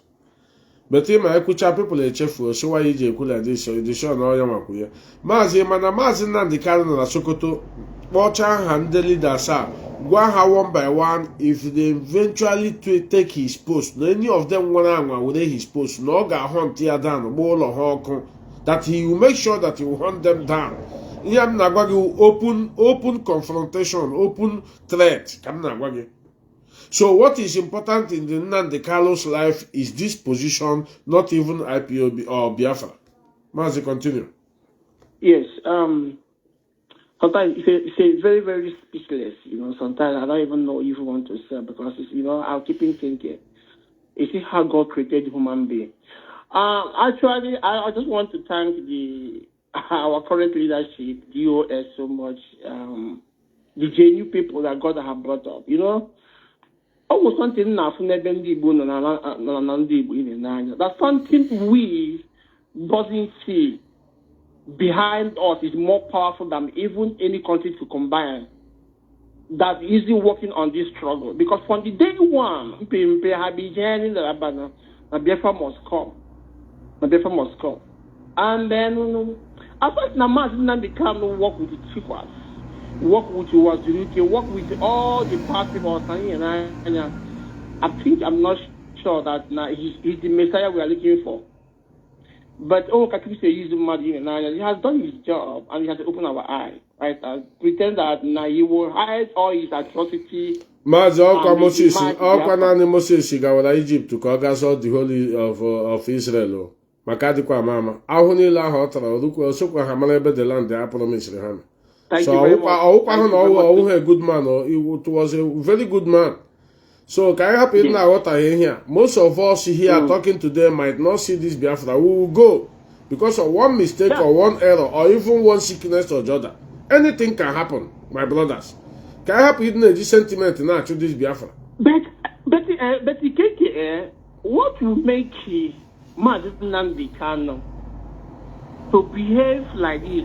Able that nearly 70 million population trusted in him, praying for him day and night, and even the leadership even know what he's doing, but they still protected him, love him. So can you make these guys when this come of a mind to be dealing with people? Why not just go and collect money, or has he claimed Mazi, collect money and work? I'm saying so I will pick another call. Mazi Nnamdi Kanu is a chess player. He's a smart guy. Okay? Mazi Nnamdi Kanu knows that the money is coming into his possession. There is no amount of money the Nigeria government will give him that will be better than that money that is coming secretly. Mazi, may go na abata. Ichama go the monthly dose me na ga abua. Jesus Christ. So, can you go Nigeria government? That's why you see the whole politicians in Igbo land today is very angry with him and us. Because any chama Mazi Nnamdi Kanu ego, Mazi Nnamdi Kanu apụta na radio Biafra ala onye nke ahụ n'iyi. Onye nke ahụ kpọkwa ya again, say, but I settled with you now. Why are you coming? Yes, get out. Don't you know I will play God? If you have the mind, go and say it aside. Because he knows that no politicians, actually I'm going to water him off, no politicians can open mouth and say that no only the Mazi Nnamdi Kanu ego, you will go to prison automatically. Your political career agula na Nigeria, because remember that Nigeria tag us as T group. Give one answer under them as a governor or as a listen, so you see why these people can never say it. And the Mazi Nnamdi Kanu knows about this thing. So you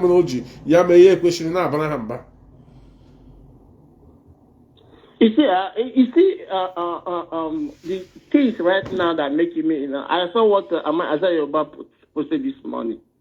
That after 5 years of blackmailing these men and the able men of DOS, you can imagine that if God didn't vindicate those men, what would be their fate today? Or if anything happens... Mazi, do you know that Isaiah Yoba now? Eh? My brother, the last thing he gave me with Mazi Nnamdi Kanu about Isaiah Yoba. He also yes, the guy too love Mazi Nnamdi Kanu. But today, as I obey him today, now Mazi Nnamdi Kanu again and dog ebu. And that is stupid. Because I just want to say this platform to tell the leaders of DOS. Just round up. Can we keep this call? Because I want you guys to stand so strong on these issues. And I remember the one that have gone already, the one that died for innocent people. Please, no matter the threat, no matter the pressure, don't ever back down. We are behind you. We'll keep doing our best to make sure that you guys are protected financially, everything. Mazi KK, I also want to thank you so much for your hard working, because you never back down. And with all those things, it's one thing you say, no matter if you black papers, at last you will see that person is sincere. And you can imagine that now, here in the right now, about Mazi Nnamdi Kanu against him right now, all these atrocities now committed right now. You can imagine in 2 years ago that now we can't be walking on the street by now in anywhere in this country, right? But I can see her para her. Yes. And I confess. And then take your advice is only more information that you have. Please keep it. I got this special one by one. No, don't worry. I'm not one by one. If you will that he for men who have more exposure than Anya. What can happen about people? Thank you so much for your good work. Yes, I will. It's a leader. Again, where a whole deputy HOD, Mazi Tony is making. Ipob the man one-on-one with all the intelligence that man nwere. He think that he is to come on Radio Biafra, show Igbo, show grammar. The only place you can send him message is through Nnamdi. Butere ya letter, no sign here. Okay, this is Biafra child. Biafra child, let me call you back, please. Watching it, go ahead, Mazi. Mazi, thank you, Mazi. How the man there? Ndewo, Mazi, Keke. Yes.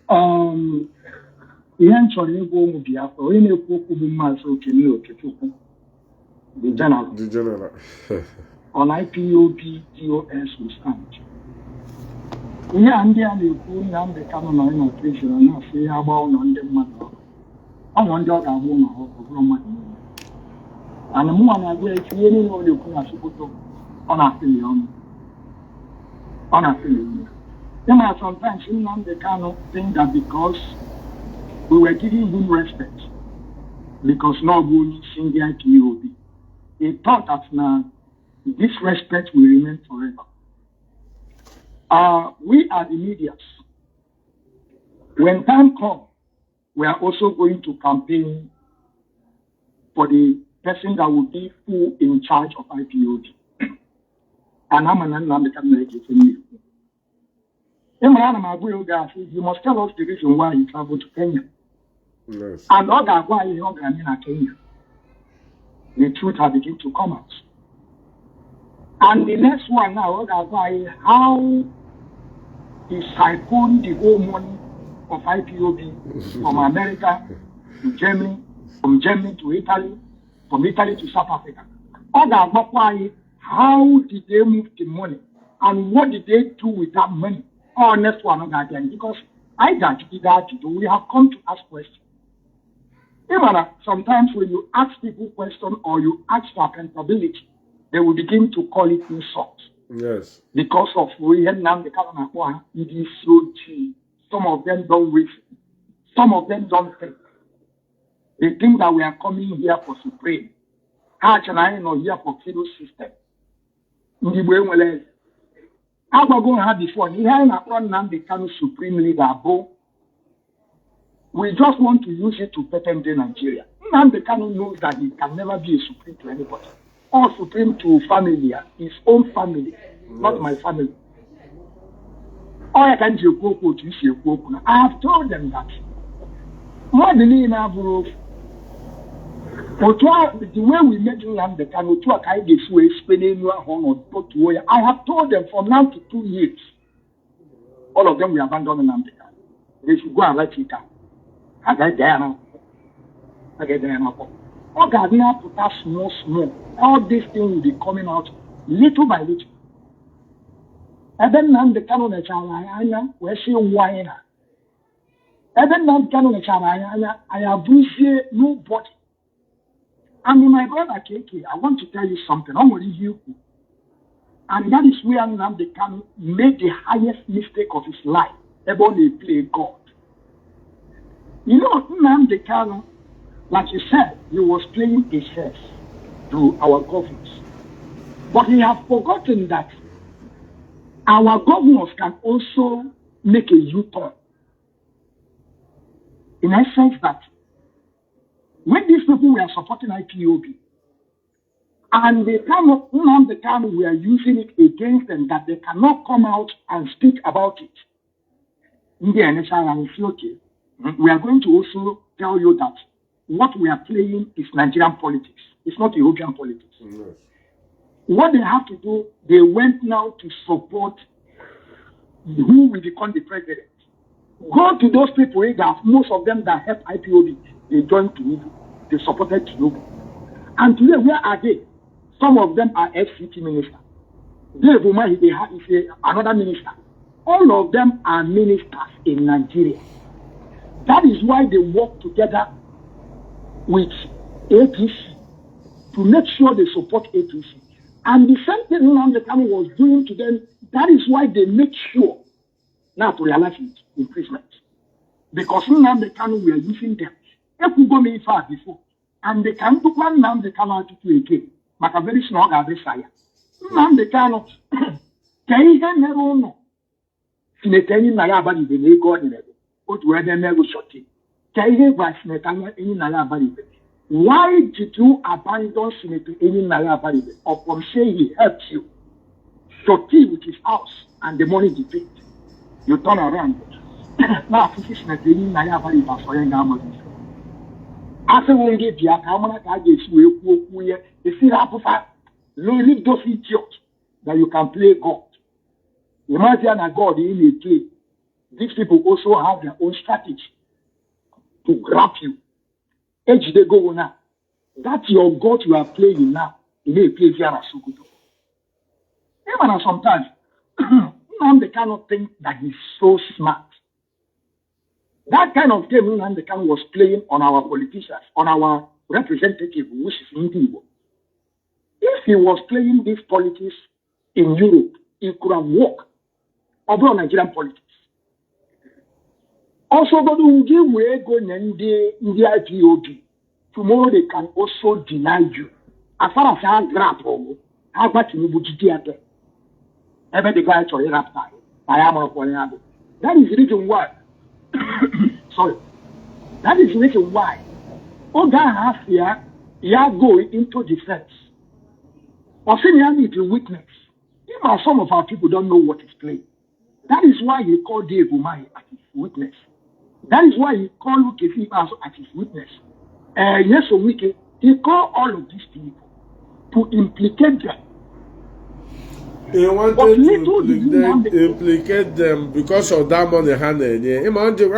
This guy Kanu'S Mazi. Oh yeah, o nwere ebe ajụrụ na-esi nwe ike maka datin wee siri nwe ike asị na enwebe official letter enyere ya na onye sendiri leta kpọ n'anya aha sendịarị official letter ka ọ bịazie ndị a kwuru ọnụ ya Mazi ihe a Chess ka Mazi Nnamdi Kanu kụga ihe ndị a but Mazi, yes, you can now. Yes. Little did Nnamdi Kanu know that sex he was playing on these people were just ignorant. Yes. Because being playing a sex with these people, Nnamdi Kanu have already forgotten that they are in Nigerian politics. These people, okay, where is just a week today? Is he not FCT? The highest minister, the #1 minister in Nigeria, FCT minister. Where is the woman? Another, I think he is something interior or transport. He's also a minister, right? Yeah. So what I'm telling you is this. As far as Nnamdi Kanu no into their custody, Austria, it has nothing. As far as they have joined the moving party, their sin is already be forgiven. That is what Nnamdi Kanu don't understand. Also go to Jidendi will show how the Bulgari now to join not to Bulgari, your sins have been forgiven. That is the way they play Nigerian politics. And then Nnamdi Kanu think that he's so smart to use them. Today I have a idea on a Yosibiko. Nnamdi Kanu that come to Radio Biafra begin to play God. It's not begging on a Yosibiko. Even I'm poor now. Give poor. Even now it's not play propaganda. I'm Nnamdi Kanu #1 propagandist machine, and I learned it from him. The two fellas may be every day. Other than my page on our comment. You see, I will never come to your page, but you will come to my page and begin to comment. On the entire, also near my a copy video. In Kia, we don't get copy. More than a mobile real. Meant a mobile real. On a baby, on a shanty. Or that you go to explain tire. Over on my notice in my you go explain tire. Now you go to explain. By the time you will stop talking. Before you quote, before you try to use somebody as a comic, because he Mazo can you to the Korea. But when I'm something. Oh my God. Continue. Happen Nnamdi Kanu just where from now to 2 years. I can have 1 minute mark go my young I can give a value on the you on about to say Ngozi on a base, rap on Nnamdi Kanu. Simon ever, rap on Nnamdi Kanu. Autopilot, rap on Nnamdi Kanu. Na about law your neck as you see me, Nana Nnamdi Kanu now you call it India, then how do you want them to live in Nnamdi Kanu? When Nnamdi Kanu we are working with them. Nnamdi Kanu is working with these people. Nnamdi Kanu is their leader. So how do you want them to deny their leader? And if Nnamdi Kanu ever come out and say, Ngozi Orebeze, stop calling me. Ngozi Orebeze, what career thief? Nnamdi Kanu no go ever on see. I have not worked with Simon Ekpa. Simon Ekpa done on a twist now. What's that Nnamdi Kanu take? So when you put now autopilot, you leave Nnamdi Kanu. No, they can't because they work together. They are the people Nnamdi Kanu use to destroy lives and properties of our people. In essence, that they want to facilitate his release. Nnamdi Kanu now facilitate. So how are you telling me that you say that you want to get freedom for these people, and you want to also buy your own people for your own freedom? I don't know why some people cannot just wait and understand the manipulation from Nnamdi Kanu. Nnamdi Kanu on Abuja. These people did not go to Abuja or went to Abuja to do this thing. They are also doing it to our people. And that is the problem Nnamdi Kanu had with DOS. And DOS look at all this and they just ignore it. Say, this man, are you sure you're okay? You are not getting Nnamdi Kanu the desperate to come out from prison. Some people are saying I'm lying. Yes. Some people will say, how? Being on a prison, this new way we don't fight. He people contract here in person to come and help you. Even in the ban, you will put us. You will not know yet. Mazi, thank you very much. So, Momo Chineke, ana ekwu okwu like this, ya dịka ọwa egwuregwu ka na-ekwu. We know what we are saying, and we say it the way it is. Onwe onye ha na ibe ya na-alụ, you know, I keep on saying that. Ya wụ na onwere onye ha na ibe ya na-alụ, mma anyị kara ịdọte fine boy aka n'ukwu here. Ọ na-agwa gị eziokwu ozugbo n'ukwu here. Ebe tọwa adọde ya, ahụrụ m some people na-ede na my comment section na-ede time nke ahụ dịkwa a ga-eme ya eme, you know.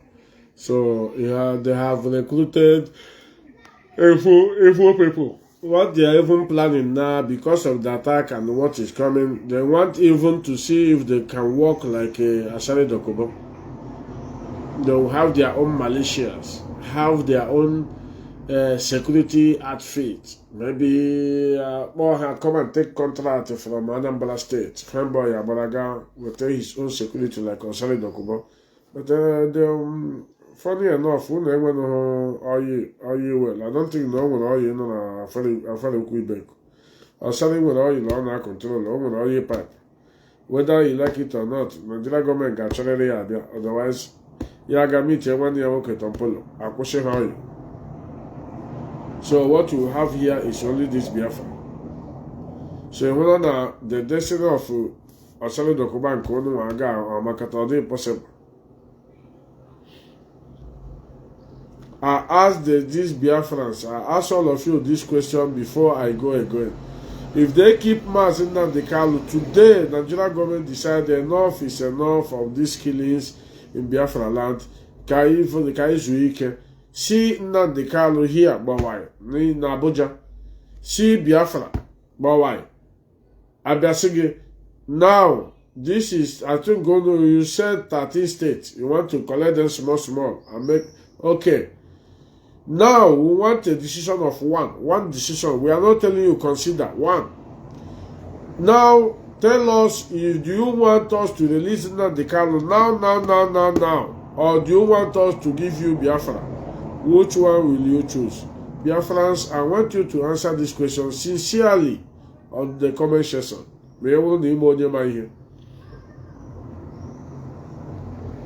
Kanu is important. Biafra is most important. But if they keep two of them, which one will you take first? As only we don't know much. I really appreciate all of you. Come camera, as much as I greet you all.